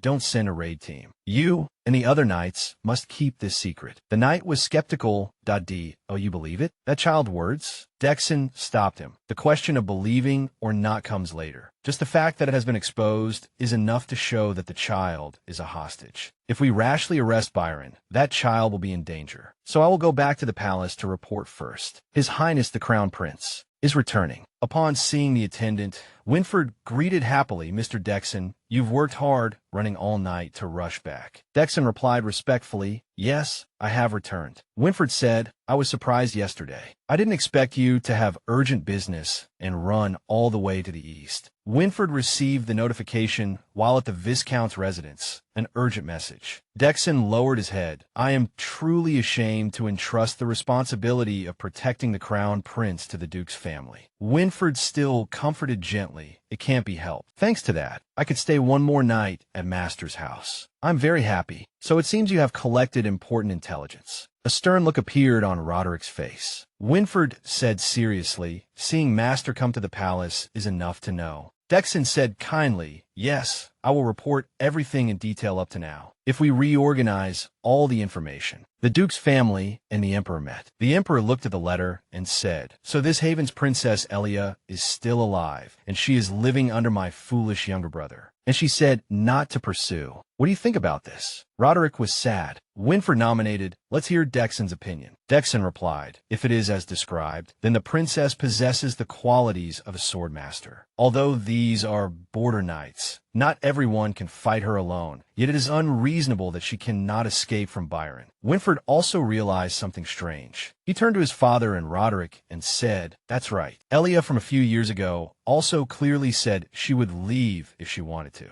If she wasn't confident, how could she be so sure she would return? The Emperor snorted. Everyone agrees there's a reason for this action, but what is the specific reason? Roderick's face trembled slightly. He suggested, what if we investigate the nobles in the name of the royal family? As soon as the words fell, the whole table fell silent. The Emperor was slightly angry. Are you planning to stir up the noble world? Roderick reported, I tracked the clues from the west and finally found his location, but I was a step late. He had already left. Although there were traces of him packing in a hurry, the luggage he took was quite substantial for such a large amount of things, yet they retreated so quickly, it means someone is supporting them from behind. The Emperor pressed, so there are external forces? Roderick added, but the influence of external forces is obviously limited. The Emperor said sternly, you know what that means, yet you still say it. Roderick calmly gave his opinion. There must be accomplices within this empire. The remnants of the rebel faction still exist. That is clear. The Emperor was silent. He lowered his head and said heavily, when I ascended the throne back then, I carefully considered the punishment for the rebel faction. Moreover, you also participated and bore the responsibility with me. This means what you are saying is no different from confirming that you and I are both useless. The Emperor's eyes were sharp. I give you a chance to take back your words, Duke Vishafen. Roderick still stated affirmatively, no, I will not take back my words. Seeing the situation seemed tense, Winfred hesitated that.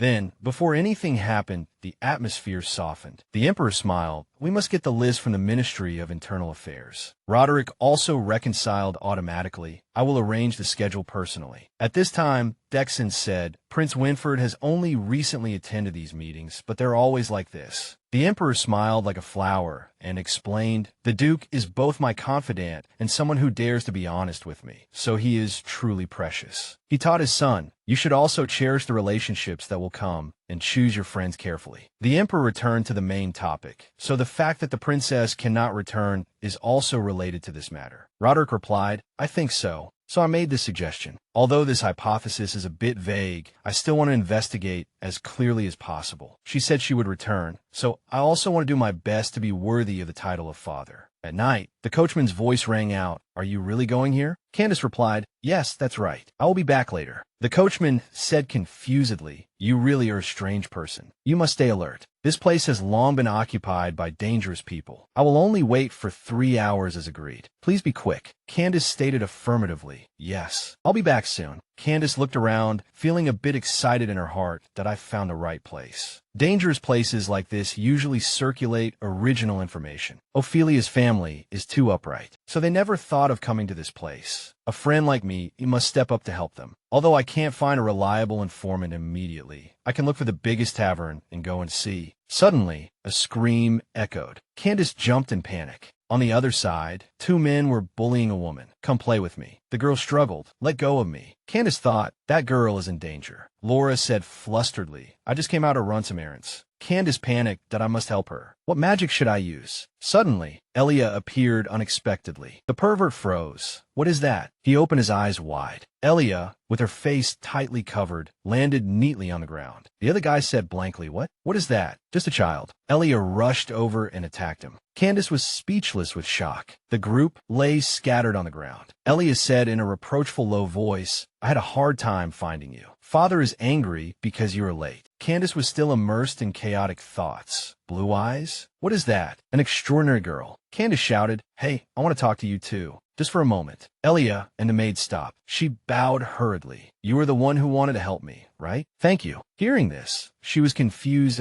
and, "Oh, I didn't do anything." The maid replied, "Then we are leaving now." Candace froze, watching the 2 of them turn and leave. She hesitated. "Wait, I just want to talk." As soon as she finished speaking, Candace was surrounded by an alarm magic tool. She worried, "If I stay here, the carriage will leave. But I'm curious about that girl. Is this normal curiosity?" Candace frowned and thought, "Think carefully, Candace. I should be looking for information on her daughter, not a stranger." She turned around and decided, "That's right. If it is fate, we will meet again." In the room, sounds of throwing things and cursing came out. "Damn it." Byron's eyes were sharp. "You mean you won't let me hitch a ride?" The other party replied, "Then you have to give me some extra payment." He shouted you. Just then, the maid came in and spoke. "We are back." The other party was still arguing and cursing. She said to Elia, "I'll go get you water to take your medicine. Just sit here quietly." Byron sat and questioned the employee. "Now you want to change your mind?" The person explained with difficulty, "I don't want to, but the situation has changed. I heard there is a traitor nearby." Hearing this, Elia was startled. He followed her figure and narrated, "On the way here, I saw many corpses." The waiter pondered, why would rumors spread? Could there be survivors? Byron asked, "Daughter, can you answer me?" Suddenly, Cloud appeared. "That was my negligence." This was the young Mrs. first practical lesson. "I should have checked carefully." Byron questioned, "You are right, but why would you make such a basic mistake? Or was it intentional?" Elia listened to the conversation with concern. Cloud explained, "How could I do that? It's just." He asked, "Then how do you plan to take responsibility?" He glanced at her, and their eyes met. Elia almost ran upstairs. She ran quickly up the stairs. Entering the room, Elia slammed the door shut. She was scared. In no way did Cloud really discover something. But why would he help me? Elia recalled the way he treated her and questioned, or is this just kindness? What exactly is it? He always treats me like that. She asked herself why. Elia remembered Winfred's instruction. Please accept it completely. She was silent alone in the room. Elia asked countless questions. Finally, she was full of sadness. I can't even meet the people I want to see. Elia sat down and hugged her head in pain. In another place, a pencil was busy sketching on paper. Winfred picked up the painting he had just finished, thinking this should be all right. He was filled with pride. Although he had painted it himself, it looked quite accurate. I'll frame it right now, he thought, ignoring the unsatisfied paintings scattered all over the room. Just then, a knock came from the door. Winfred said, "Come in." A girl gently pushed the door open and walked in.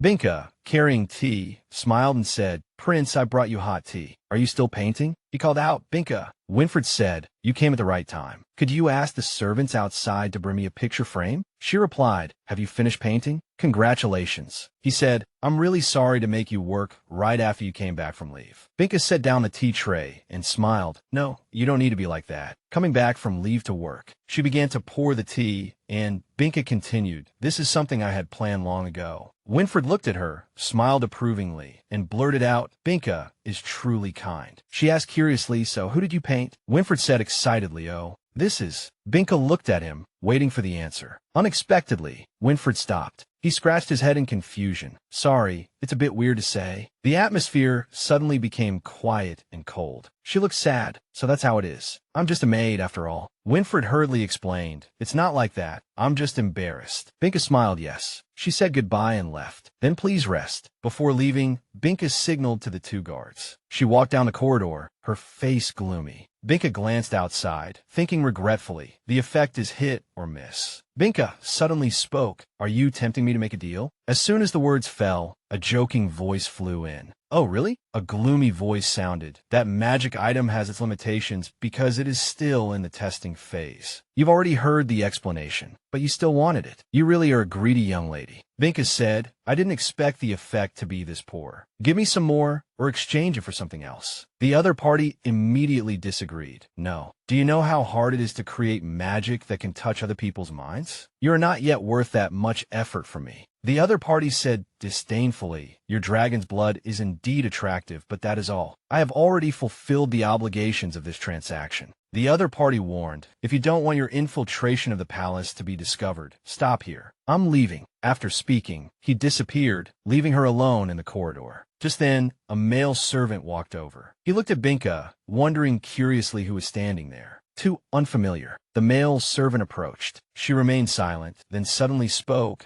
pretending to joke, "You really are. Are you making fun of me for just coming back from leave? I am Binka." In another mansion, a greeting sounded. "The Duke has returned." Candace stepped forward and joked, "The guy who stays in the palace all day is finally back." "Hello, I am Candace." Roderick and Winfred looked at her in surprise. Both were stunned because they didn't know who she was. He tried to break the awkward atmosphere. "Sounds good." She said embarrassedly, "Your Highness, you don't have to play along with me." Elia introduced, "This is my friend, Candace." Roderick asked Candace, "When did you arrive?" "I was startled." She explained, "I just arrived and then happened to hear that the Duke was back, so I planned a joke. If everyone is going to discuss important matters, I'll go to the living room." He replied, "No need. His Highness is here to deliver a gift." Candace said excitedly, "Oh, a gift? What is it?" Elia was equally curious. Winfred pointed to the servants moving things up and explained, "It's nothing extraordinary. Although Elia cannot return right now, I hope this brings everyone a little comfort." The painting was unwrapped, revealing her figure. He continued, "This is a portrait of Elia that remained in my memory. Since neither of you knows what Elia looks like as an adult, I wanted to give this to you." Candace was stunned and thought, "What is this?" She watched Winfred hand the painting to the Duke and Elia. "Please do your best." Candace felt confused. That child is Elia? But how would the prince know what Elia looks like? Elia hugged the painting and cried, "Thank you, Prince." Candace thought, "Although I don't know what happened, seeing Elia so happy makes me feel better too." She asked, however, "Can anyone tell me what exactly happened?" Early in the morning, in another place, Elia was sitting by the window. Suddenly a call came, "Mississippi." She was startled and turned her head. The maid announced, "We are about to depart shortly." She suddenly shouted, "Why did you open the window without permission? I told you, your silver hair is precious. Don't let everyone see it." The maid closed the window. "Really, you are becoming more and more disobedient. How was your health?" Elia replied, "Completely fine, thanks to taking medicine and sleeping." The maid continued, "That's good. I'll give you the disguise potion." She instructed, "The road ahead is still long. Don't faint again. Do you know how tiring it is to take care of a sick person?" Elia held the medicine bottle, feeling aggrieved. "I didn't do anything." Shouts came from downstairs. "Are you ready? Bring the young lady down quickly." The maid shouted downstairs, "Almost ready." She reminded, "But please make sure to remember this. Your body is not just your own. If something happens to you, the master will be very sad." After taking the medicine, Elia's hair immediately turned yellow. She said, "I know. On the road." She thought, "I know. That's why I can't run away. If I run away rashly and something happens, my biological father will be very sad." Cloud reached out to support Elia. she thought, a future full of mysteries and dangers that has already changed. There, only sincere warmth and fleeting moments can support my steps. It was getting late, and Elia felt bored, wondering when this journey would end. Where will my freedom be? She followed Cloud just like that. On the back of Elia's neck, a mark appeared. Morning began, and people arrived one after another. Byron said annoyedly, "You can still smile? Because you sent a strange guide, I got lost and suffered all the way here." Ernest Sinispan looked confused, searching for an explanation. "Since this is a secret border passage, let's skip this. Let me introduce my son first. This is the heir of the Sinispan family, Gerald. I've already taken a liking to you." He glanced at Elia. In another place, Candace said affirmatively, "I'm sure I made eye contact with that child at that time." Winfred said in disbelief, "Are you saying Elia?" Candace held her head. "That's right. Although it was dark and I didn't see her face clearly, I noticed those blue eyes." Ophelia hurriedly said, "Wait, Candace. Calm down." She asked, "Where did you see Elia?" She recounted, "In an old village near the eastern port of the empire, a place where criminals hide." Ophelia burst into tears. So Elia was taken abroad. Roderick speculated calmly. "It seems so." He frowned helplessly, "But, my dear Elia." Elia sent a message saying not to look for her, and she doesn't know what the threat is, but we cannot chase them. Even if missing this opportunity might be painful for us, it might be the right decision. She said in disbelief, "The right decision?" Roderick bit his lip helplessly. Ophelia fell silent. She made up her mind. "No, I don't think so. Elia is still young. Whatever that threat is, we must help her be safe and sound." He proposed, "Then we must investigate first." She said, "How long do you think that will take?" "No matter how dangerous, we must use every means to get close." Roderick hesitated. Madam, that. He was indeed right. At this moment, Candace clapped her hands, and both turned to her. Candace said, "Enough. Are you two still arguing? Elia wouldn't want this. Your feelings for Elia are the same, just the direction of your thinking is a bit different." Ophelia was silent and helpless. She continued, "First of all, you two need to calm down." The two embraced with hope. "We will definitely find the right answer." Winfred saw how Candace handled things and exclaimed, "She is planning. Let's reorganize our thoughts." He said, "I think if we chase them, Byron will be on guard and might hurt Elia." Ophelia speculated. "Byron's side doesn't have anyone skilled in magic. If we track with magic, it might be feasible." Candace suggested, "They seem to have used illegal magic scrolls like dark magic items. Perhaps it would be better to investigate from that direction." Winfred suddenly spoke loudly. "I have a way. Elia has a magic box. That box seems to leave no trace, but the creator can track it, and the creator is the Duchess." Everyone was stunned. He didn't understand why everyone suddenly fell silent. Candace asked Ophelia, "Haven't you told the prince yet?" She said flusteredly, "I thought his majesty had already said it." "Your Highness, I'm sorry for saying this so late." She recounted, 3 years ago, I lost all my magic power. I can no longer call myself a mage." Winfred was surprised. "What? This?" Candace said, "That's right. It's very surprising, but it is true. That is why I, as the principal of the academy, came here. Since medicine couldn't determine the cause, I wanted to try researching it." Just then, she suddenly realized, "But wait a minute, maybe I can still track that box." Everyone opened their mouths in surprise. Roderick blurted out, "What are you saying?" She asked him, "Do you remember how I explained tracking magic items before?" Roderick replied, "Casting a spell leaves a specific vibration, so people use another magic to sense that vibration." Candace continued, "To be precise, there are 2 types of magic vibrations: the natural magic vibration shared by everyone, and the individual's unique magic vibration. Only this vibration leaves a trace. How subtly one can hide this vibration, and how well it can be detected, is the standard for measuring a mage's level. In other words, no matter how subtly the vibration is hidden, it'll be detected by top-tier mages." He said confusedly, "So the Duchess leaves no trace?" She explained, "Simply put, there is no mage stronger than Ophelia, so detecting traces is impossible." She said, "The prince was still young back then, so I only explained it simply." Winfred was surprised. "The strongest mage in the world?" Candace asked her, "But you said you could track it even after losing all magic power. How? Does that magic item still work the same as before?" Is anyone other than Ophelia tracking it? Ophelia replied, I just need a mage stronger than me. She said in disbelief, theoretically, yes. She explained, now I can't use magic, so there is no need to keep it secret. Besides, there is another outstanding mage in front of me. Ophelia looked at Candace with trust. Candace, I will pass on all my knowledge to you.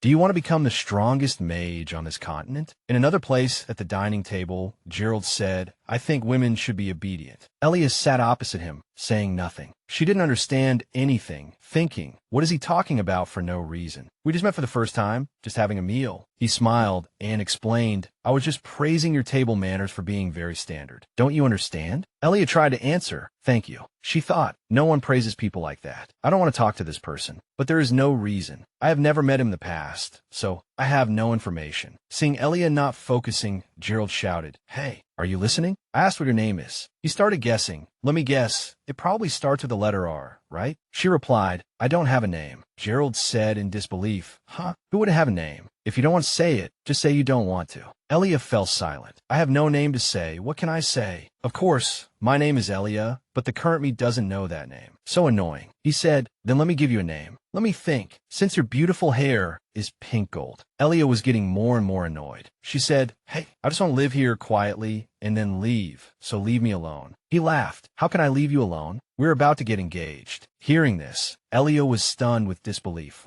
Gerald asked, what do you think is the reason the adults are eating separately? Of course, it's to discuss the marriage. A moment later, Byron said coldly, no, I do not agree to the engagement. Hearing this answer, Ernest Senespan was in disbelief. He pleaded, why do you refuse so quickly? We can strengthen our relationship. Don't you think that would be good? He replied, because I trust the Count, I revealed this secret. Ernest Senespan asked curiously, yes, what is it? Byron said, that child is not my biological child. She's just a hound I raised with care. Do you intend to ruin your son's life with such a mediocre person? He said in disbelief, yes. He said contemptuously, please consider carefully, Baron Senespan, do not delusionally covet my things. Everything is for you. Ernest Senespan asked worriedly, what do you mean? Your daughter is adopted. Just a hound? Then Byron handed him a stack of papers. This is a gift for you. Ernest Senespan hesitated. Thank you, Lord Byron. So much intelligence on the Empire. With this, the royal family will surely trust me. He despised him in his heart. Idiot, not cut out for big things at all. As long as he keeps that greedy nature, he can only crawl at others' feet. If he had listened to his wife, he would have seized power long ago. Now he only relies on the previous generation's money to hold on, but it seems he's reaching his limit too. Can't hold on much longer. Ernest Senespan was startled. Yes, what did you just say? Byron replied, nothing. Keep reading. Meanwhile, Gerald kept asking, can you embroider? How much do you know about piano? Do you know how to tie a tie for your husband? How are your driving skills? If we get married, remember to change out of those country bumpkin clothes. He was full of arrogance. My family is about to be promoted to Duke, so buy clothes that are worthy. A duchess must maintain her dignity. Elia was tired of listening to Gerald's words. She had to escape, holding her head in thought. He really is a lunatic. I am here as a guest. If I anger him, Byron might go crazy. But the scary thing isn't here. I absolutely cannot get sick. My mind is confused. I must try hard to endure. Just when Elia wasn't paying attention, Gerald shouted, ah, you are here. She was startled and grabbed his arm. Gerald fell forward in panic. With a thud, unexpectedly, Elia fell on top of him. Gerald looked at the person in front of him, as if he didn't understand what had happened. She was also surprised by her own actions. He pushed Elia away and shouted, how dare you? Fortunately, Cloud caught Gerald's hand in time. He shouted, what? He explained, you cannot threaten the young lady with your actions. I will protect her because I am her guardian. Gerald said angrily, I didn't ask you. How dare a lowly guardian like you insult a noble like me? Beside them, Elia thought, does he know nothing about Cloud? He threatened, someone like you, I just need to call my knights, and one strike will finish you. Cloud said coldly, one strike? Hearing this, Gerald felt a chill down his spine. He said, go on. He trembled. One strike. Just one hit. Gerald hurriedly ran away. You just wait. Both were surprised by his behavior. Cloud asked, Miss, are you hurt anywhere? Elia answered hesitantly,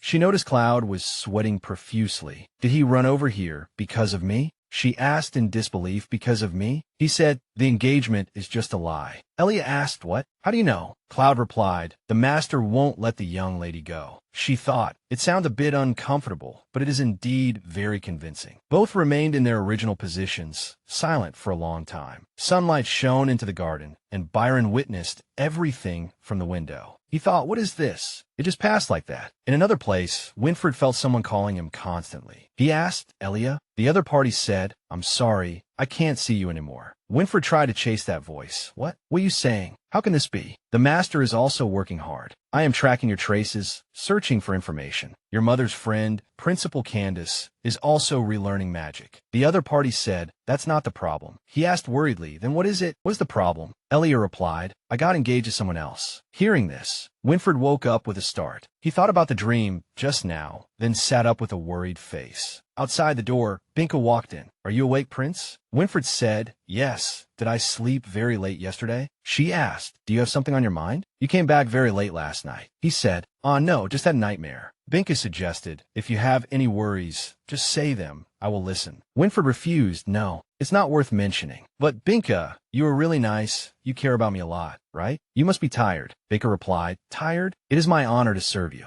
This might be a bit presumptuous, but actually, I have always treated you as my younger brother. Winfred listened attentively to Binka's words. Younger brother? She smiled, yes. Because I have a younger brother the same age as you. He said in surprise, you have a younger brother? Binka put down the wash basin. Yes, actually. We only met not long ago. My mother passed away due to illness, but before leaving, Mother left a last message, just like a will. She confided, actually, my family divorced when I was very young. Mother said I shouldn't live alone anymore, but go find a fated man, go to the capital. So according to Mother's last wish, I ventured to the capital alone. Now I have reunited with my brother, and we have become closer. Binka's eyes were cold. Taking care of my brother makes me feel very happy, as if the years of separation never existed. Now we're closer to each other. Winfred had an expression on his face as if he were hypnotized. So, Prince. Suddenly a call came. Prince. The person walked in. Winfred said, she faded. Binka was angry that someone interrupted her plan. He asked Binka, I clearly assigned the prince's morning service to another maid, right? She replied, is that so? I haven't received the notice yet. Sorry, then I'll leave. Now, he witnessed all the awkwardness. Winfred questioned, why are you so cold? The chief aide instructed, it is best for you not to meet with the opposite sex often, because the prince is about to come of age. It wouldn't be good if some stupid rumors got out. He fell silent. Binka left the room and closed the door. Just then, Winfred threw a pillow at his head. He asked, she was still listening, why did you have to say that? He said indignantly, in the royal family, it seems only the prince looks at the maid's expressions, but you must never show that kind of expression. The chief aide said worriedly, because rumors often arise from small details. In case, Winfred replied, just explain it clearly. He said, by then it will be too late. He asked confusedly, what do you mean too late? I'm not the type to fall for anyone anyway. Suddenly, Winfred remembered Elia's image, and he choked up. The chief aide smiled. I know you already have someone in your heart. Winfred blushed shyly. No, I don't. He smiled. Yes, you can say whatever you want. If such a person appears, are you going to let her see those rumors and misunderstand? He remained silent, thinking about what the chief aide just said. Winfred decided, I understand. I will be careful. He happily handed over a stack of papers. Yes, this is your schedule for today. Looking at it, he blurted out, why so much? He smiled. Winfred then remembered that he had delayed work to go to the Duke's house. He said, I will do my best. He replied, yes, please go take a bath and change clothes. Winfred made up his mind. No matter what, now I must focus on my work. I can't help with anything right now. I will definitely take action later. I miss Elia so much. At the Duke's house, Ophelia was instructing Candace. She passed on all her knowledge. On the training ground,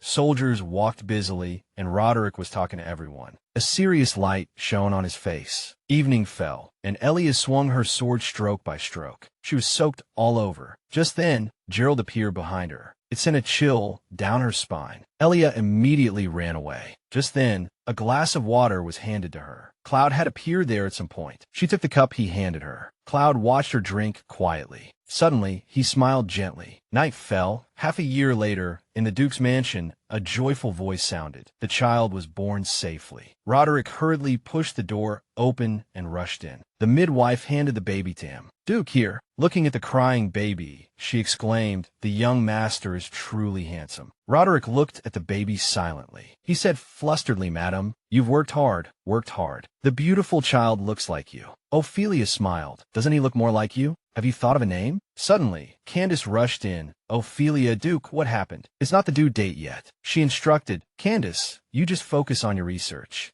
Don't worry about me. She said excitedly. What are you saying? Is that my second nephew? Why is he so handsome? Now that I've seen his face, I can leave with peace of mind. Ophelia was surprised. Candace explained, I feel like I can overcome the wall I built myself. Everyone, please wait a little longer. She looked at everyone and said affirmatively, Elia, your eldest daughter, will return to you soon. The clear blue sky shone, highlighting the magnificent castle. Pels and Winfred were talking when suddenly a voice came from outside. Your Majesty. The servant opened the door, holding a scroll, and whispered, There is new news. The young master of the Visafan family was born safely. Pels exclaimed happily, Is that so? After speaking, he walked towards the door in a very excited tone. Many good things have happened this summer. It seems the season of luck has arrived. Don't you think so, son? Pels turned his head, smiling kindly and encouragingly. So seize this opportunity and come back quickly. I believe in you. Winfred's eyes showed tenderness, and he replied respectfully, Yes, don't worry, father. I will perform well and return. I am heading to the delegation of the Insulcup Empire. Trees stretched in the wind, and every leaf drifted gently in the air. The castle was covered in warm sunlight, and birds flew and sang high in the sky, as if welcoming a new day. Elia was walking along the corridor, feeling annoyed. Why does that Gerald keep following me? I've been avoiding him all day. She sighed wearily and helplessly. Suddenly, Elia heard someone in the next room saying, recently. She approached the ajar door curiously, wanting to hear more clearly. Duke Batches got into some trouble. Elia's face darkened as she listened to the continuing story. He seems to have touched the relief funds, but the Emperor keenly caught that loophole. She peeked through the crack in the door and saw Ernest Sinispan whispering with Byron in the room, so he might have to stay in his territory for a while. He heard and replied, Really? Elia wondered to herself. Duke Batches, who is he? The situation abroad is too complicated for me to understand. Inside, Byron continued to speak calmly. The Baron's current situation is indeed difficult. Elia quietly followed the movement in the room. She heard Ernest Sinispan's voice whispering, Yes, those who used to follow the Duke are much quieter now. Presumably, the Emperor is using this opportunity. Unfortunately, Elia's hand leaned against the door, inadvertently making a loud noise. Byron glanced vigilantly after hearing it. He looked towards the door and found it wasn't closed properly.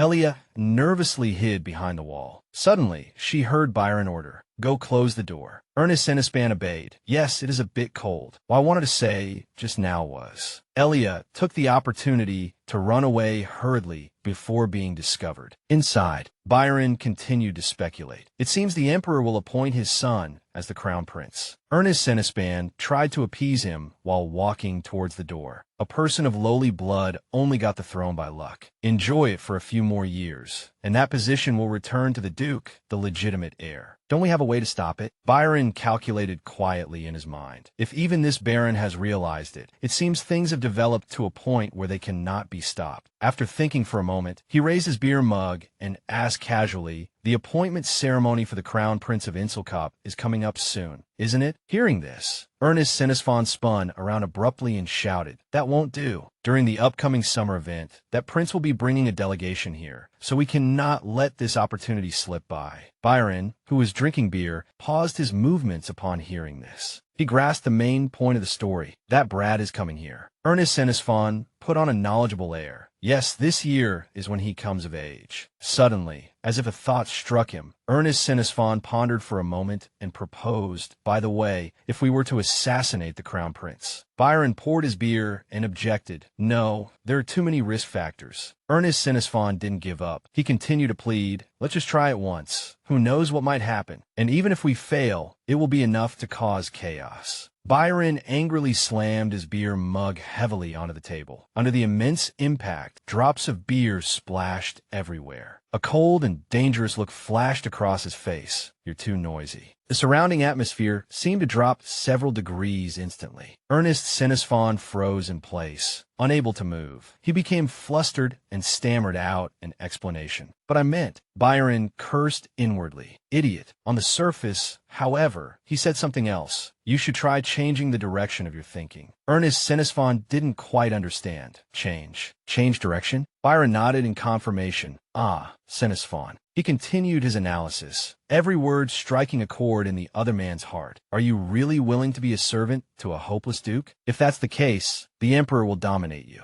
Everyone has ambition, so you should at least have a goal. When will you ever reach the peak? You could seize that position yourself. Byron's concluding remark left Ernest Sinisphon stunned for a few seconds. He trembled, trying his best to admit it. I want to become the emperor, Sinisphon. As if he had achieved his goal, Byron's voice carried a tone of satisfaction. I'm just offering you a suggestion, but with my current interests, I couldn't help you even if I wanted to. Hearing this, Ernest Sinisphon fell to his knees, begging servilely, anything. I will do anything, just say what you need. Byron held his beer mug, deep in thought. The light from outside the door outlined his handsome face, which bore a trace of insidiousness. Finally, Byron spoke his final terms. Then, I want to make a deal with your son first. Hearing this, tears streamed down Ernest's face, unable to hide his shocked expression. Scene change. Gerald couldn't believe what he was hearing. He frowned and blurted out, "What?" Ernest Sinisphon hurriedly tried to persuade him. "That is your father's distinguished guest, so please listen. He absolutely hates you getting close to his daughter." Gerald immediately retorted, "But Dad said we were going to get engaged." Ernest Sinisphon helplessly tried to find a reason to counter. "But he isn't interested in that matter." Gerald roared unwillingly. "So Dad just listens and does nothing?" "Dad, how could you?" Ernest Sinisphon was made dizzy by this and choked on his words. "You really will say anything." Gerald didn't want to continue the conversation. He scoffed coldly, turned, and walked away. "You figure it out yourself. I really like her, so I'm going to marry her." He panicked and hurriedly chased after him, pleading as he ran, "Gerald, please, Dad will find you a prettier girl." But Gerald wouldn't listen to a word. He was unusually firm in his choice. "What do you know, Dad? I already said it. I only like her." Despite his efforts to persuade him, he couldn't change Gerald's mind. Ernest Sinisphon furrowed his brows tightly, showing obvious nervousness. "Anyway, that girl isn't his biological daughter. If you get married, you're the only one who will lose out." Hearing this, Gerald suddenly stopped walking, causing Ernest to bump headfirst into his back with a dull thud. Gerald turned around gently and looked at Ernest Sinisphon. He spoke seriously, his gaze gradually lowering. "So, behind that arrogant exterior,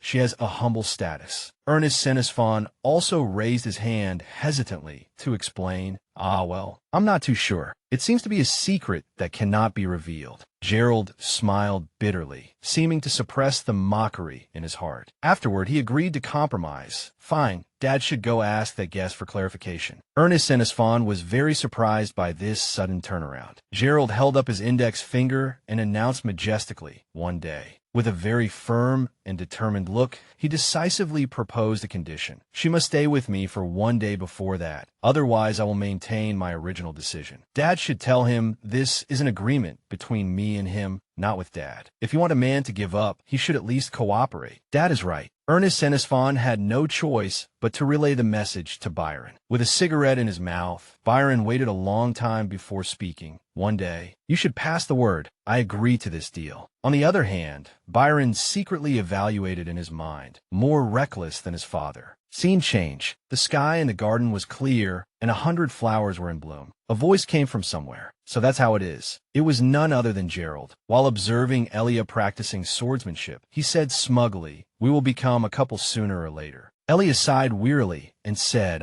Gerald was surprised by this attitude. "Why are you so obedient this time? Have you finally accepted our relationship?" Elia sheathed her sword and glanced at him coldly. "If my father has already decided, then there's no helping it. From now on, I just need to stay by your side for 1 day, right?" She calculated secretly. "I just need to keep the promise and get it over with quickly." Suddenly, Gerald extended a finger towards her. "No, not today." Then, he gently kissed Elia on the forehead and said softly, "A rare opportunity like this deserves careful preparation. Let's go to the festival." Hearing this, she exclaimed in surprise. What? As if anticipating Elia's shock, Gerald probed. You've never been to that kind of place, right? Then he smiled brightly and explained, taking advantage of the royal event. The capital will be holding a festival. It seems to be the crown prince's inauguration ceremony or something. I don't care much about it, but it seems the royal families of every empire will attend. Elia caught the main point, secretly confused. Royal family? Gerald continued. It's the glory of the empire. So this festival will be held very grandly. Hanging flags, cleaning, scrubbing. Every corner will be bustling with excitement. Elia seemed to fall into her own thoughts. From morning till night, Winfred's image appeared in her mind, but she couldn't quite remember what his face looked like. Her eyes widened, her expression thoughtful. She was both worried and curious. Will he have changed a lot? Suddenly, a voice broke her contemplation, pulling Elia back to reality. Blondie. She looked ahead blankly, traces of her thoughts still lingering in her eyes. Seeing Gerald staring at her intently, Elia quickly spoke up to avoid suspicion. Oh, sorry, I was thinking about something. All right, let's go to the festival then. I won't forget it. He frowned, showing displeasure, annoyed inwardly, truly arrogant. But then Gerald had to let it go. Oh, fine, this is the last time. Scene change. In the magnificent castle, noisy sounds echoed. The final schedule is the alteration of the dress measurements, which is also done. The head butler held a list and continued reporting. Now we just need to check the schedule one more time, and it's complete. Tomorrow you can go to the Duke's residence to rest. Hearing this, Winfred cheered happily. Really? That's great. He turned his head slightly. His handsome face paired with gentle eyes fascinated many. Before I go, I'm going to see Noah. I'm looking forward to it. What gift should I give? Winfred raised both hands, smiling happily. While he was excited, he heard Binka ask, how about a hanging ornament? She was measuring Winfred's waist with a tape measure. Children like shiny things. A simple gemstone necklace would be enough. It's also easy to change when needed. He thought it sounded reasonable. Winfred turned around to discuss. Head butler, what do you think? You gave me advice on the last gift too. The head butler looked at the items on the list again. Let me think. You have already given many gifts, so the artistic ornament Binka mentioned would be nice. Thinking of the exquisitely carved necklace, with a pendant of a crescent moon embracing a central star, he agreed. There isn't much time, so we can adjust from existing items. As long as it has a gem you selected yourself, it's enough to express your feelings. A look of satisfaction appeared on Binka's face as her suggestion was adopted. Winfred, however, quietly observed the front before speaking. Thank you, head butler. Winfred also praised. Her idea was good to begin with. Binka, hearing this, Binka replied gently, Your Highness the Crown Prince, then I will go contact the craftsman. Winfred paused for a few seconds, hesitating as he thought to himself, how strange. Just a few days ago, the head butler felt uncomfortable with Binka, but now, even though Binka is serving him, he doesn't mind, and even if her words are somewhat improper, he doesn't remind her. Can a person's attitude change so completely? Just as he was lost in thought, Binka's voice pulled Winfred back to reality. Your Highness the Crown Prince. After considering, he agreed. Please contact him for me. She obeyed quickly. Yes, I will go contact him right away. Are the measurements done? Binka said enthusiastically, I'll clean up. Winfred continued his previous train of thought. Not just the head butler. Everyone is accustomed to this situation. Then he became confused again. Or, am I being too sensitive? Pell's words echoed in Winfred's mind. My brother is a sensitive and emotional person. He will find fault with me over a single word or action. His anger is like a storm, full of malice, always leading to innocent servants being framed and bloodshed. The scene of sitting and talking with him replayed in his memory like a movie. Even if I try to stop it, it's no use. His brother's figure appeared in his mind. Pell looked deeply into Winfred's eyes and continued to instruct. So, you must remember, those in front of him must suffer. If one day he threatens your life, you don't need to feel guilty either. It started to snow. The image of the two sitting in chairs, confiding in each other, seemed warm in the cold winter. Winfred kept thinking about Pell's words. Father, who always put family first, said those things, which surprised me greatly. It means father is extremely disappointed in uncle, and father's heart also carries a huge trauma. Recalling the moment, he emotionally embraced Elia, who was also sobbing. With tears in his eyes, he made a secret resolution in his heart. I must become an excellent and upright crown prince. I absolutely cannot become someone like Uncle. I want to be a son father can be proud of, able to stand proudly before Master and Elia. I won't lose my kindness and gentleness, nor should I reject things rashly. Winfred also didn't forget to think of the smiling faces of Binka and the servants. Just then, Binka smiled and said, "Your Highness the Crown Prince, I have packed everything up."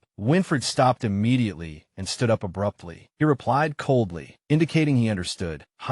Thank you. You may leave now." She was very confused by Winfred's attitude and couldn't say a word. After a few seconds, Binka hesitated and asked softly, "Did I do something wrong?" Facing Winfred's indifference, she pleaded worriedly, "Please tell me. Otherwise our relationship will gradually drift apart. I am very afraid that Your Highness the Crown Prince will hate me. If what happened just now wasn't just my feeling." As she spoke, Binka's face dropped with sadness. Winfred stood quietly, looking at himself in the mirror. The space seemed to stop in that moment. Then he spoke, breaking the terrible silence. "Binka, we didn't do anything wrong." Winfred turned around, smiling brightly to comfort her. "It's just that the head butler told me to be careful of rumors. It seems I haven't maintained an appropriate distance." What he wanted to say in his heart was, "This is the first time I've encountered this situation." Binka also breathed a sigh of relief. "Oh, is that so? After all, you're the crown prince now. I only think of you as a younger brother, so I didn't think that much. I'm sorry." Winfred raised his hand to brush off his shoulder, thinking, wasn't that just a casual remark? But he still explained further to avoid misunderstanding. "No, I feel the same. I should have explained the reason to you sooner." He asked again to confirm. "Anyway, the misunderstanding is cleared up, right?" Binka replied politely, "Yes, then I will be more careful in the future." After speaking, Binka walked towards the door, not forgetting to urge, "Please rest." Winfred raised his hand to wave goodbye.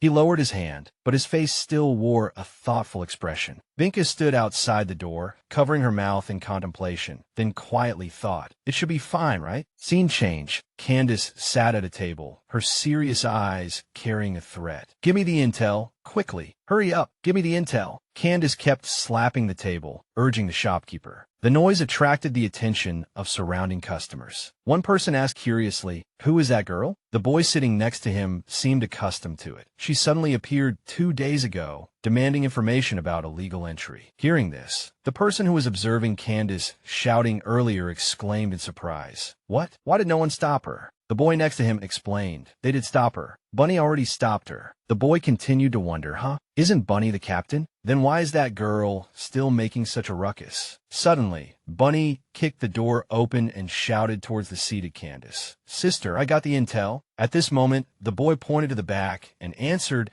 "She beat him to a pulp. That's why it turned out like that." The other person couldn't believe it and asked again, "That girl with glasses, is that strong? That's crazy." Meanwhile, Candace turned to the newly arrived Bunny. "Is there any useful intel?" He acted mysterious and whispered in Candace's ear, "Recently, a sailor likes to throw money around everywhere. I heard he can live such a happy life thanks to carrying a wealthy guest. It seems that guest also has a problem with one of his arms." A total of 5 people, that guest, his wife, and 2 daughters. After telling the story, Bunny concluded, maybe they're just nobles fleeing in the night. Candace sat in contemplation, many predictions surfacing in her mind. If it's Byron's group, apart from that bodyguard, who are the others? Just servants, or a woman and daughters he met by chance? But she doubted. But if I think about his obsession with Ophelia. After thinking, Candace frowned and gave a soft humph. She excitedly wrapped her arm around Bunny's shoulders and pulled his head down. "Really, I have to go find that sailor directly." "Bunny, you did a good job. Let's go." Bunny struggled free from Candace's grip. He gasped for breath, his face red from sweating, embarrassed. "Yes. Let's go." Candace urged excitedly. "Let's go." Bunny chased after her shouting, "Wait for me, sister." The 2 boys who were gossiping earlier now looked blank, complaining. Now who's going to worry about the notices in the alley? The sun rose high, emitting a blinding light, with clouds floating around. The streets were bustling with people coming and going. People were scrambling to shop, and some were carrying food to serve customers. Crowds gathered in lines, cheering and discussing. They curiously observed Winfred and his group leisurely riding horses towards them. His attire sparkled, emitting a dazzling glow that attracted everyone's gaze. Winfred's handsome face was extremely attractive to the surrounding crowd. He raised his hand in a friendly manner to greet everyone. A whisper came from somewhere. Is that the Crown Prince? So handsome. The girls standing and watching were exclaiming, "Shoo, careful he hears you." Another girl said regretfully, but Candace stood quietly in the crowd, watching the procession pass. Bunny asked curiously, "Do you two know each other? You even went out of your way to follow the parade." Candace rejected it bluntly. "No, I just wanted to take a look." She thought to herself. As expected, separating was the right idea. An image of Winfred sitting by a cradle suddenly appeared in her mind. "Are you going to the Insulcop Empire first? Why didn't you say so earlier? If I had known, I would have let you go with the delegation." Candace explained patiently. "Your Highness the Crown Prince, we haven't seen each other for half a year. And you forgot, I'm not a citizen of this empire." He realized, that's true. Candace leisurely continued the previous story. "We don't know who Byron's spies are. If we did that, it would be very conspicuous. It's easy to fall into danger." Ophelia suddenly appeared. "What about your academy? You've been here longer than the vacation." Candace teased her jokingly. "I have a lot of work to do when I go back now. Or should I just resign?" Ophelia opened her mouth in surprise. "What?" Candace laughed glibly. "Just kidding. I already contacted them saying I have personal research. You are my friend. This amount of time is nothing." Ophelia had been worried. "Then you should come with me." After speaking, she suddenly pulled Candace forward. Candace was startled because she wasn't prepared. Upon arriving, Ophelia rummaged through a bookshelf, saying flusteredly, it was definitely right here. Knowing Candace wasn't being honest, Ophelia said seriously, "You don't have to lie for me. I'll show you something truly worth researching." Hearing this, she was surprised. "What? You had something else?" Ophelia handed over a stack of papers instead of answering. "I didn't say anything because it wasn't finished yet." Candace's eyes widened in curiosity. "A thick book, the papers filled with handwriting. That is time reversal magic." Candace examined it page by page carefully. "This is," Ophelia said sadly. "After losing my magic, I wrote it out bit by bit based on theory. But ever since Noah arrived, I haven't touched it again. You can take it." The hand with which Candace held the papers began to tremble gradually. She couldn't believe this decision. "How can I accept this, Ophelia? I know clearly your intention in researching this magic. If you kept it for a few more years, you would definitely succeed." Ophelia gently grasped Candace's hand, causing her to freeze, her gaze confused and lost. Ophelia looked deeply into Candace's eyes with sincerity and trust, expressing, "But now, I have a friend like a miracle, better than magic. Please help me complete it." Candace fell into a daze of contemplation. "This is the path I chose, carrying that precious magic." Returning to reality, she smiled and made a decision. "I will definitely bring the results back." Having thought it through, Candace turned and took a step. "Let's go." Bunny quickly followed behind. "Yes." As he and she left, the crowd continued to watch the parade. Inside the carriage were Elia and Gerald, sitting opposite each other. The beautiful Elia looked around at the scenery, while Gerald frowned. He looked impatient. "Really? Why are we taking a detour?" He suddenly changed the subject. But I'm sure the reserved tea shop is a good place. Don't worry, I will escort you properly today." Elia wasn't enthusiastic at all. She responded coldly, "Okay, thank you." Although reluctant, Gerald still tried hard to smile brightly at her. He was secretly annoyed in his heart. Today is her end. I will let her know how to properly serve a husband. Thinking this, Gerald quietly reached his hand into his clothes. Elia observed him secretly, and she also noticed something. His plan is too obvious. Should I turn a blind eye? But Elia thought again. Now if I don't react first. Just then, the figure of Winfred riding past inadvertently caught her eye. She hurriedly sat up and placed her hand on the window glass, wanting to see more clearly. In the distance, the parade passed through the crowd, led by a handsome young man riding a white horse. Elia guessed. That person. Could it be Winfred? She widened her eyes, looking hard with expectation and anxiety.